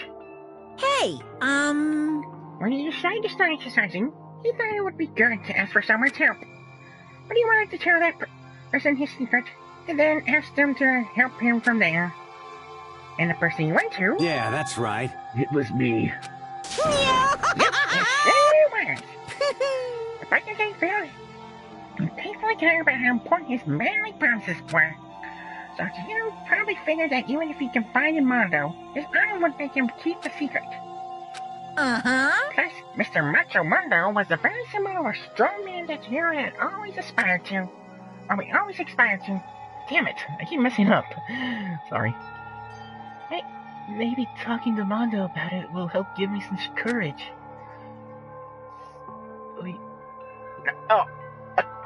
God damn it, translators. So he went and asked Mondo to help him become strong. It was his aspiration, and he thought that only with Mondo's support would he ever be able to come close to that. Correct. So then, that must be why Mondo did what he did. He kept the promise he made to Chihiro. Huh? Did what he did? You mean, that's why Mondo carried Chihiro from the boys' locker room to the girls' locker room? Indeed. Yes, that's exactly what I mean. Wasn't that to cover up what he'd done? Certainly. That could have been part of it. I don't think it was the main reason. The real purpose was to keep the promise between men he made to Chihiro. But how does Moo and the body keep a secret? Because if everyone knew he'd been killed in the boys' locker room, then everyone would have been arguing about how she got into the boys' locker room, right? Once that started up, at least a few of us would have immediately begun to suspect his identity. So, he tried to protect Chihiro's secret by putting him in the girls' locker room and stealing his handbook, see? Then, Mondo did all that to keep the promise he made to Chihiro, who he'd also killed? Yeah. Why would he do that? The more I hear you talk, the more I don't understand. I mean, you guys trusted each other, right? So why did you? Because, no matter what, you wanted anyone to know. I knew it. So that's what triggered it, after all. The possibility of having your embarrassing memories and secrets exposed. What is this? That's impossible. Nothing could have been that bad. Something he didn't want anyone to know, even if it meant killing someone. You're wrong. It's impossible. Don't make me repeat myself. How many times must I repeat myself? To judge others by your own standard is the height of folly. Even if you can't comprehend it, he obviously can. That's all there is to it. Well, while we're on the subject, why don't I tell you? Got an embarrassing memory. That's so you don't want anyone to know. Hey, You know what Mondo did? He killed his own brother. What? Mondo, the ultimate biker gang leader, makes all the hoodlums and riffraff across the country tremble. But the only reason he had the chance to join a gang in the first place was because of a certain someone. Mondo's older brother was Daya Awada. Mondo had nothing but respect for him. It was because of Daya that Mondo ever got on a motorcycle. Mondo's brother was his only family growing up. He was the only one Mondo could trust or respect. He wanted to measure up to his big brother, so he imitated him in everything he did. Mondo was the epitome of the starry-eyed kid brother. Meanwhile, the charismatic old brother had put together a local motorcycle gang. And for anyone new, it had grown to the biggest biker gang in the country. Daya, the older brother, number one in the gang, and his number two, his younger brother, Mondo. In the beginning, everything was peaches and gravy. But when Mondo started to think about how he would have to take over the gang from his brother someday, his brother's greatness, his reputation, began to gnaw Mondo's very soul. The kid's gonna take over for Daya, huh? Daya created this gang with his bare hands. Mondo's just along for the ride. Someone like that really be our leader? All that'll do is make the gang look bad. Almost every day, Mondo heard the gossiping whispers of the other members of the gang, which is why... I just... I gotta get stronger. Stronger than Daya. Just one time. No matter what, I gotta win. Don't fuck with me. I don't care what it takes. I gotta come out on top. And on the night of his amazing brother's retirement ceremony, Mondo challenged him to a race. But during the race, tragedy struck.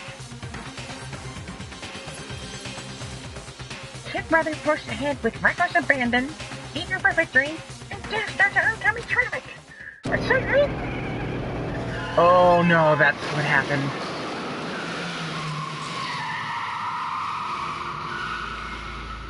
Right in his kid brother's arm, the older brother delivered his final words. My bad, kid. I fucked up. Sorry. Of course he knew it was his brother's fault, but Daya never blamed him for what happened. Hey, kid. The rest is up to you. No matter what, you gotta keep the gang together. Because it's the team you and me put together. It's a promise between men. he decided to hide the truth of what happened from everyone else in the gang. In order to keep the gang together and keep the promise to his brother, he could never admit to anyone that it was his own weakness that had caused the accident. And as a result,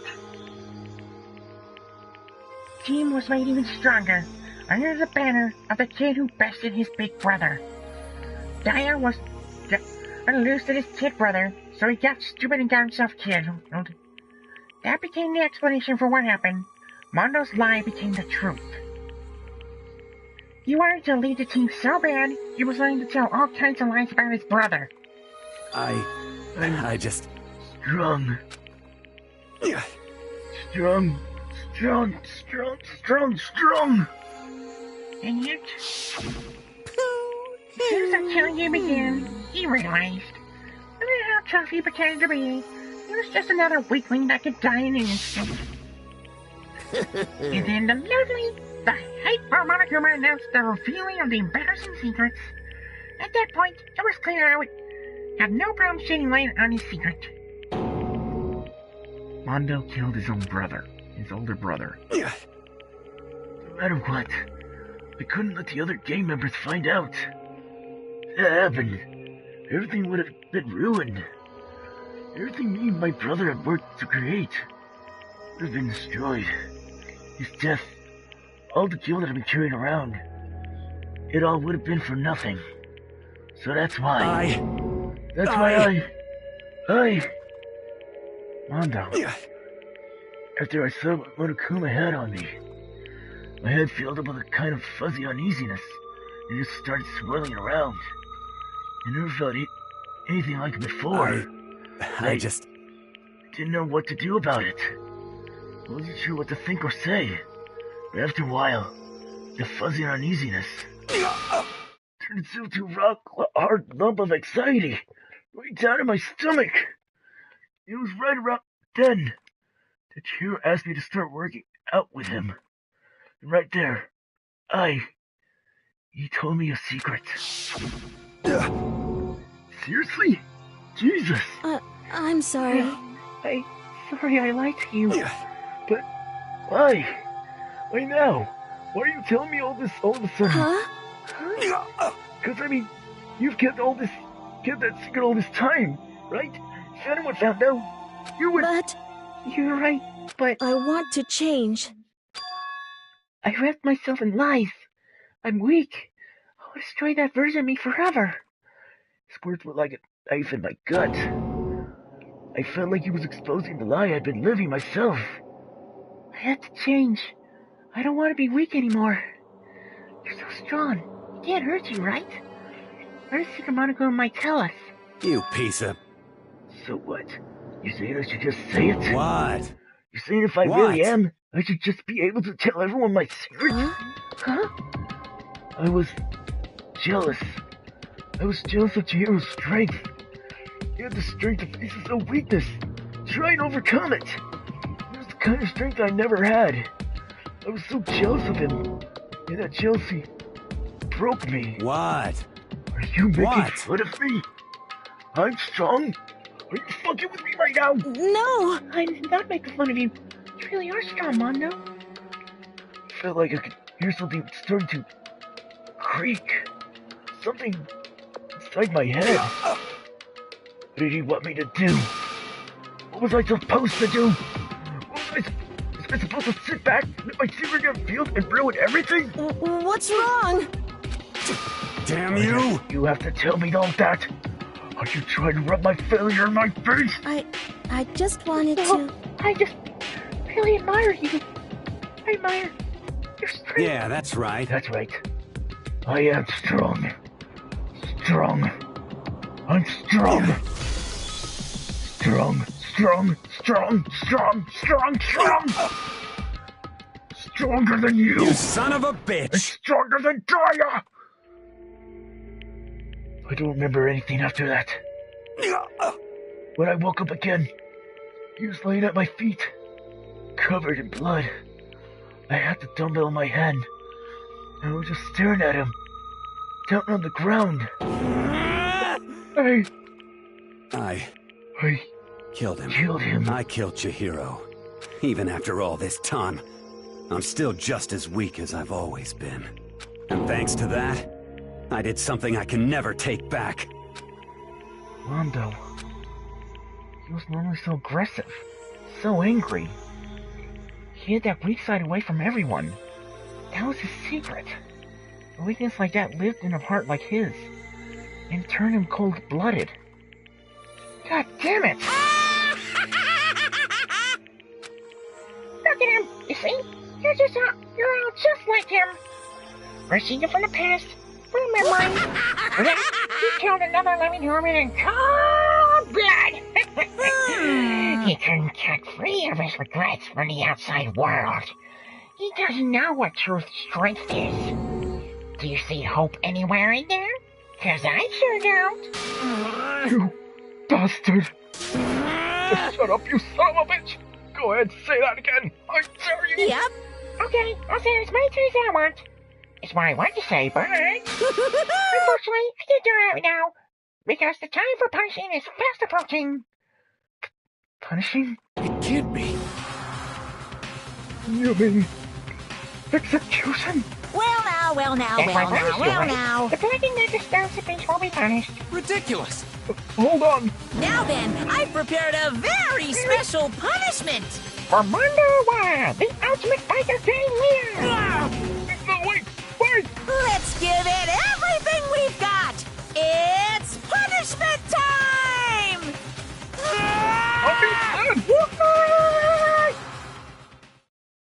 Sorry, man. I couldn't keep the promise we made. From one man to another. Oh, man. Mondo.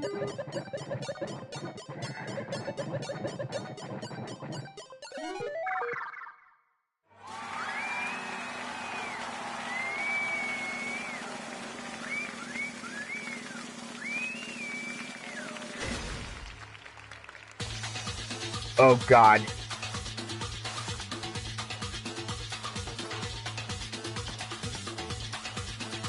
Oh god, Monokuma's got a pump too. Oh god, what is this? Oh god. The Cage of Death.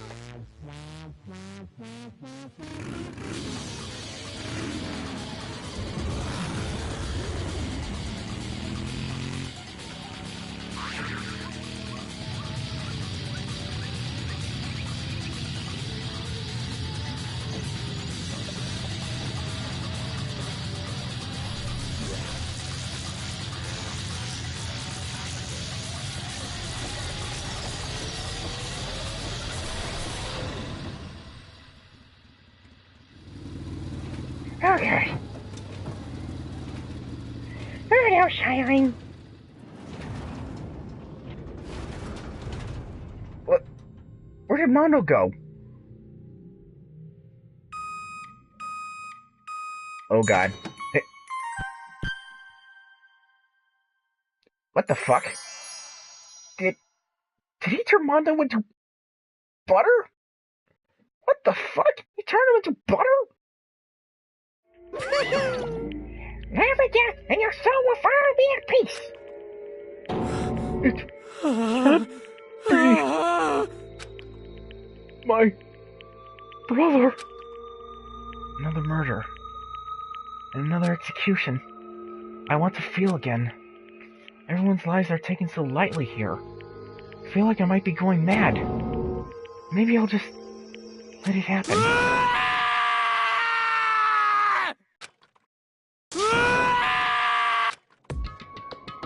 As Taka's sad screams invaded our skulls, we were each forced to realize once again. But of course, he had to. What a disappointment. This is the end of the game. Byakuya? What is this? You're completely sane, you know that? A game? One of our friends did. Do you realize that? Naturally. Of course I do. Because this game is life or death. Hey. I don't have anything to say to you. I don't have a response. Except that. However, I just don't understand why. Why did you go out of your way to disguise Mondo's crime? What? Why? Isn't it obvious? Because it made things more interesting. Fuck you, Byakuya! His voice was calm, emotionless, like the voice of death. It chilled me to the bone. Last night, when the murder took place, I was in the library as usual. Honestly. So even though that's nighttime rule too. That rule doesn't matter to me. I don't recall agreeing to it. There is nothing to be done. Well, I don't particularly care. Please continue. The night grew late, and I decided to return to my room, which is when I stumbled upon him. I spotted Mondo coming out of the girls' locker room. After he'd gone, I looked inside and saw the corpse. What? You mean you actually witnessed the murder? Dude, what the fuck? You're such a fool. You didn't have the slightest idea I'd seen him. Well... So, you're saying you knew who the culprit was from the very beginning? That's right. Indeed. But if that had been the end of it, how boring would that have been? I mean, what a waste of time to have the answer revealed right at the beginning. Which is why I decided to lend a little helping hand. I thought it would liven things up. You did all that? To liven things up? I see. So after hearing about Genocide Jack and Toko, you decide to use that to create the fake murder scene? But yeah, man! We had figured out who really did it! You would have been dead too, right? Well, obviously, I would have revealed the truth before it reached that point. Of course. Byakuya turned and looked me in the eye. I could feel his sharp eyes piercing into me. Thanks to a certain remarkable someone, it never did, and I was able to perform an interesting experiment. Interesting. Once I do decide to become blackened, I now know who I'll have to watch out for. Correct. So that was your reason. Are you satisfied? Indeed. Yes. We're done listening to your story. Moving on. Hey. There's something I'd like to ask Monokuma. What's this? Oh, I'm up next. You like to perform these elaborate executions each time, correct? My question is, why? Do you like them? But you know, this punishment, this despair, it's not just for you. All this punishment, all this despair is my gift to mankind itself. What? You're over-exaggerating. I am not over-exaggerating. These punishments are meant to transform all hope into despair. What do you mean? Huh? Mean?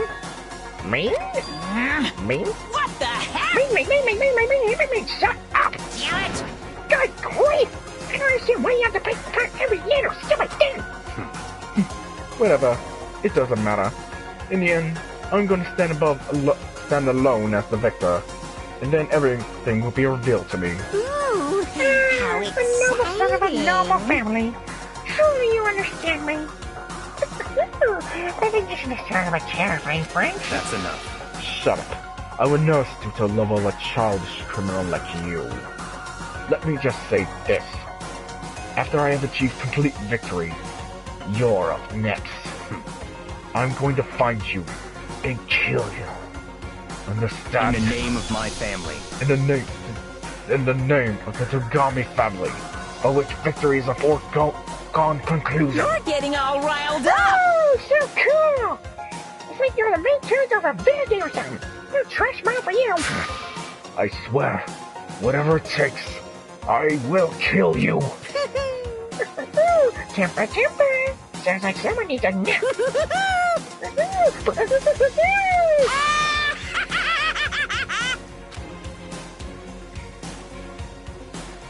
Monokuma's laughter peeled across the courtroom, and the curtain closed on the case of Chihiro and Mondo. But I knew that wasn't the end. The killing game would still continue, because the mastermind wouldn't let it end. For those of us who were still alive, our worst fear and despair kept on multiplying.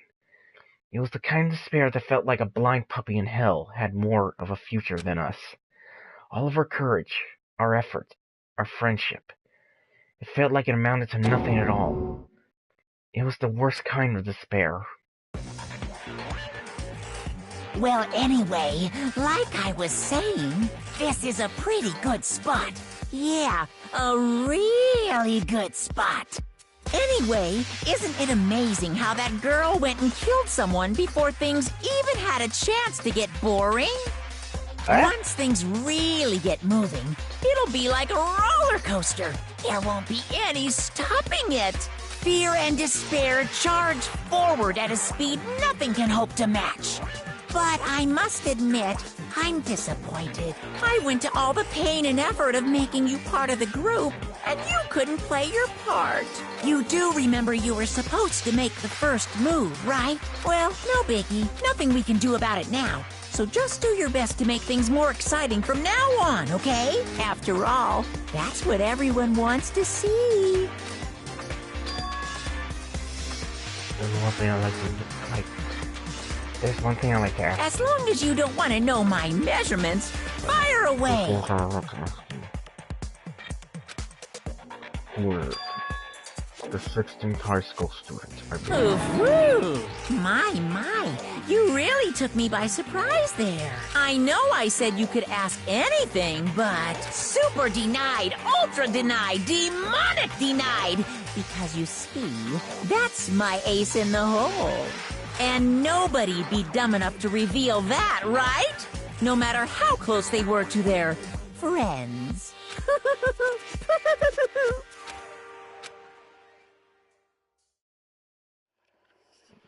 Chapter 2. Boys Lack the Despair. The end. 10 students left. To be continued.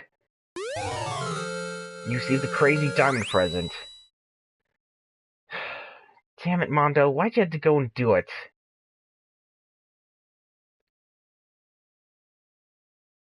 Who knows? Maybe the mastermind is the 16th student that this mystery person was talking about. But seriously though, I know, but you kept your promise even to the... Try to keep your promise to the very end, Mondo. Rest in peace, man. And...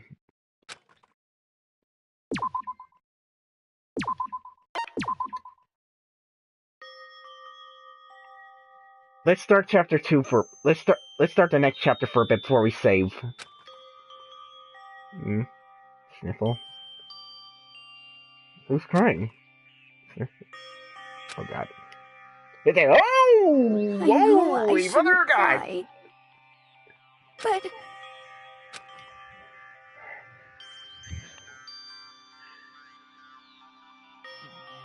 I've had enough. I can't take it anymore. Getting out of here anytime soon. It's impossible. Damn, you.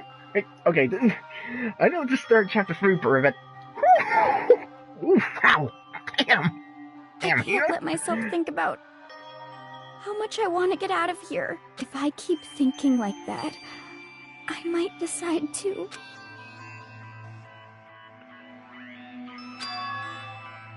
Donuts.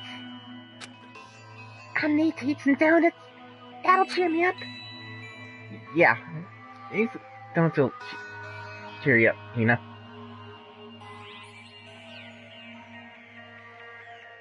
Ah, fair enough. Glass donuts, twisted donuts, jelly donuts, cream filled, donut holes, mastitis. Okay. Oh God, donuts! I'm praising for a wonderful encounter. Oh, for a moment I thought we were controlling Asahina. I'm sorry. Please forgive me for breaking the nighttime rule. Right now, for me, donuts are absolutely necessary. Huh? Huh? Huh? What's that sound? It It sounds like it's coming from the house.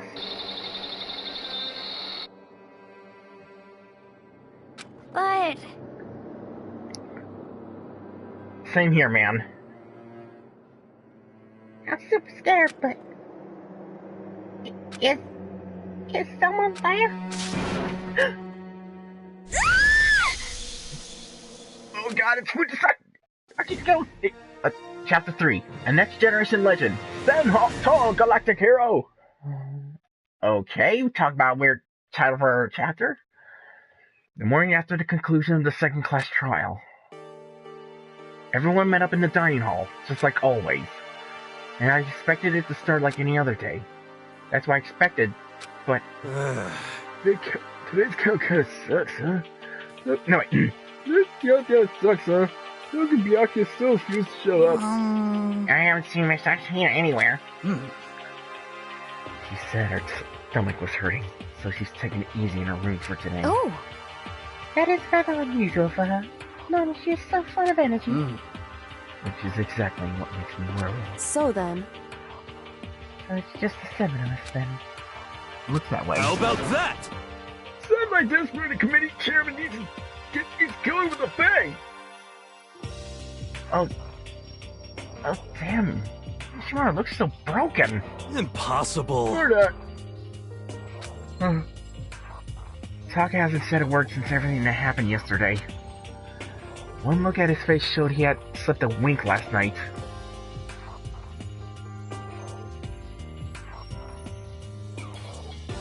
It must be because of Mondo. Yeah, good question. Two of them became so close. Then he finds out Mondo killed Chihiro. And then, having to watch Mondo get punished. Nothing he could do about it. I can't even imagine what it must have done to him. Well... So, I mean, what's gonna happen now? We haven't found any way out, and we have no idea if help's ever gonna come. It's like... I'm all depressed just thinking about it. We simply have to make the best of things. Do our best to get along and live here together in peace. Forget about the outside world, accept this new life. That is the only hope we have now. What? To live here forever? Well, here we have every convenience. We have food, clothes, or every need it seems to. Why are you dissatisfied? In fact, let me ask you this. What is it about the outside world that you long for? Is that okay? Competition, discrimination, victimization, and violence. As society grows, so does its perversion. In which case, it is our current situation, not... Everything's a pretty pretty princess! Huh? Excusez-moi? Here we go! Maggie, the tail shop owner, the bunny-eared Amazon, cat girl dog boy, Robo Justice the Galactic King, and... Why me? Not joking! There is nothing to be done. Mastermind puts such space. Its desire to their advantage, bending you to their will. Know? Okay, well, anyway, this talk is like catatonic. As the items here, I'm officially stepping up and taking lead. Fuck no. So, yeah, I don't think so. So, No. Oh, come on, give me a chance. No. So, we're all gonna work together and spend the rest of the day searching school. Searching? I'm right, Well, right? I mean, since the quest trial is over now. Perhaps. There should be new places for us to investigate. Yeah, that's the ticket. Maybe we'll find some kind of clue this time. Well then. And once we're done eating, let's split up and begin looking around. Do you have any problems with that, Celeste? There may well be a discovery waiting for us, which may further enrich our life here. No. Please don't look for clues. Just as we were starting to come together, she barged in and ruined the conversation. You called for me and so I appeared! Oh god, no! You called for me and so I appear. Genocide? What? No one called for you! I'm gonna steal that jail, not Toko! Yes! God, this place is just amazing. I know a place I can just be my murderous self. This is why I decided to step only back and spread my wings. No more hiding in the cave for me. But I have another battle to fight. The whole killer was a split personality thing. It's so overdone. I gotta destroy that series. S.O.B! A final day, all night to murder. Slider, Skasite. Horror killer with split personality. If you weren't here, my chances around would it go up at least 10%. Come on, you gotta back me up here. Even the biggest stars need the little people to hold them up. Well, whatever. do today. First, we should eat. We can't do anything on an empty stomach. You're right. Let's hurry up and eat so we can start our investigation. Also, can someone seriously shut her up? So we were forced to eat breakfast with a murderer, and after a much need of a very annoying meal, we set to work looking around the school.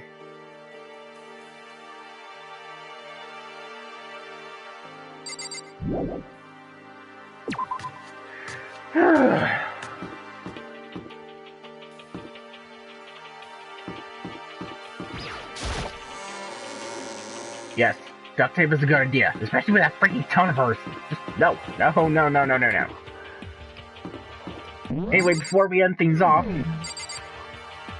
let's check the shop and see what kind of prizes we get. After all, we got so many coins.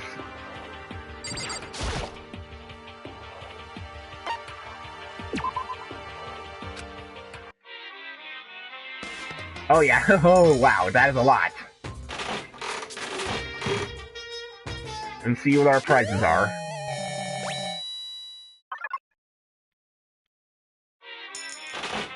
Okay, we got a new item, I think.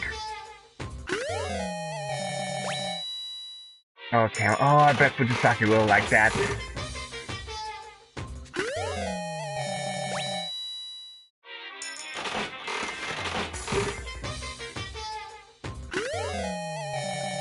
Whoa! Song much? No, I don't want to quote that song.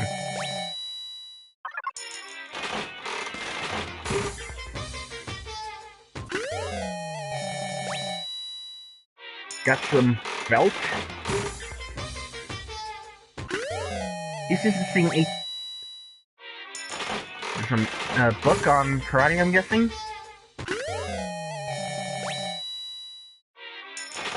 Some freaky statue head.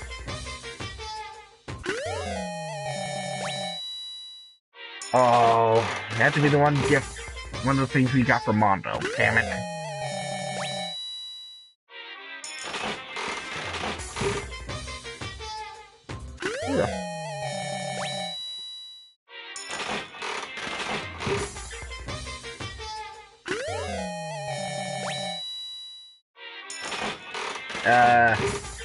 What was with the tub?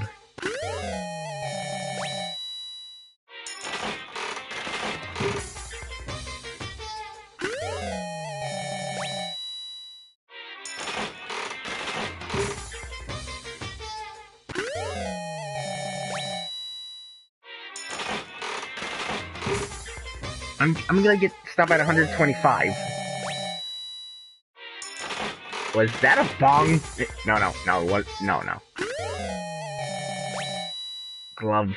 Something that Mondo would like. Oh, damn it, Mondo. Why'd you have to do it, man?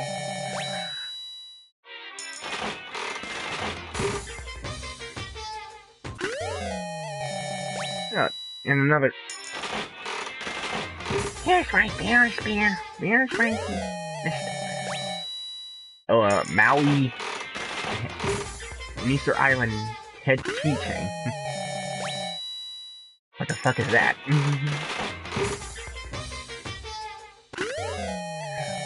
Oh, God.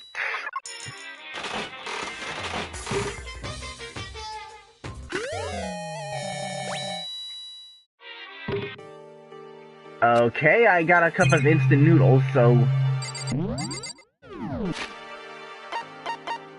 Alright, let's see what new presents we got. Sonic Cup of Noodles.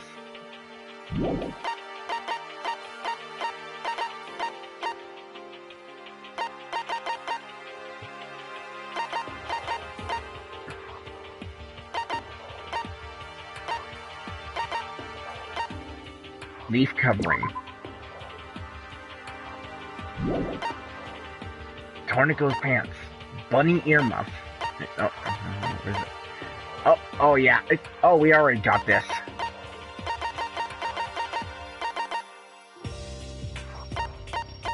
I have a feeling Genocide Jack would like, Genocide Jill would like these. Quality chinchilla cover. A client.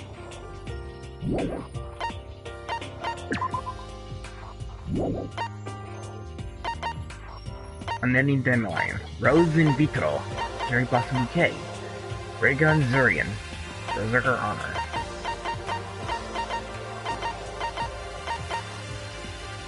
Prince Shotoku's Globe. Looks like poo.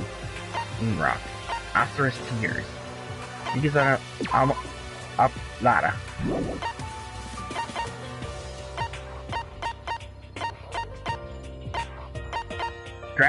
Someone's graduation album. A Hope Speak graduation album that someone left behind. The signature pages are all completely blank. Vice. Sacred Tree Sprig.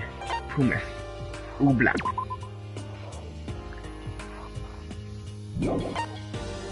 Oh, water flute. A unique type of flute.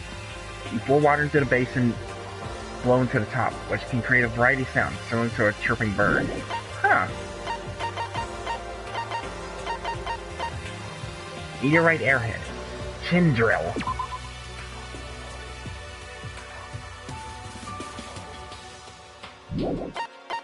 Wait, what was that? It's said to represent the idea of spiral energy. Oh my god, that's a fucking Gurren Lagann reference right there. A Man's Fantasy. School Crest. Despair Bat. Oh.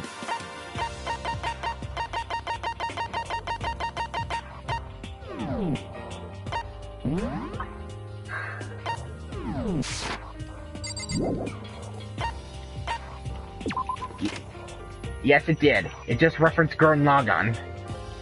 Fuck. Oh my god, this game.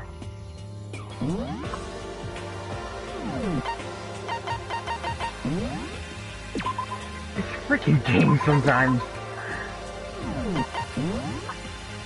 But anyway, that's all for now, I guess. Man, this game is getting more stressful and stressful by the minute. I am loving the mystery, in a way. Anyway, see you next time as we explore more of the school, and most likely the 3rd floor has been unlocked. Anyway, we also have less students now. Celeste, Sakura, Toko, aka Genocide Jill, Asahina, Kyoko, Hagakure, Umi, Yokio, Ishimaru, and Makoto. So maybe after the whole investigation thing, I'll hang out with someone. Maybe I'll probably hang out with Asahina again, and probably Kirigiri, and Sakura.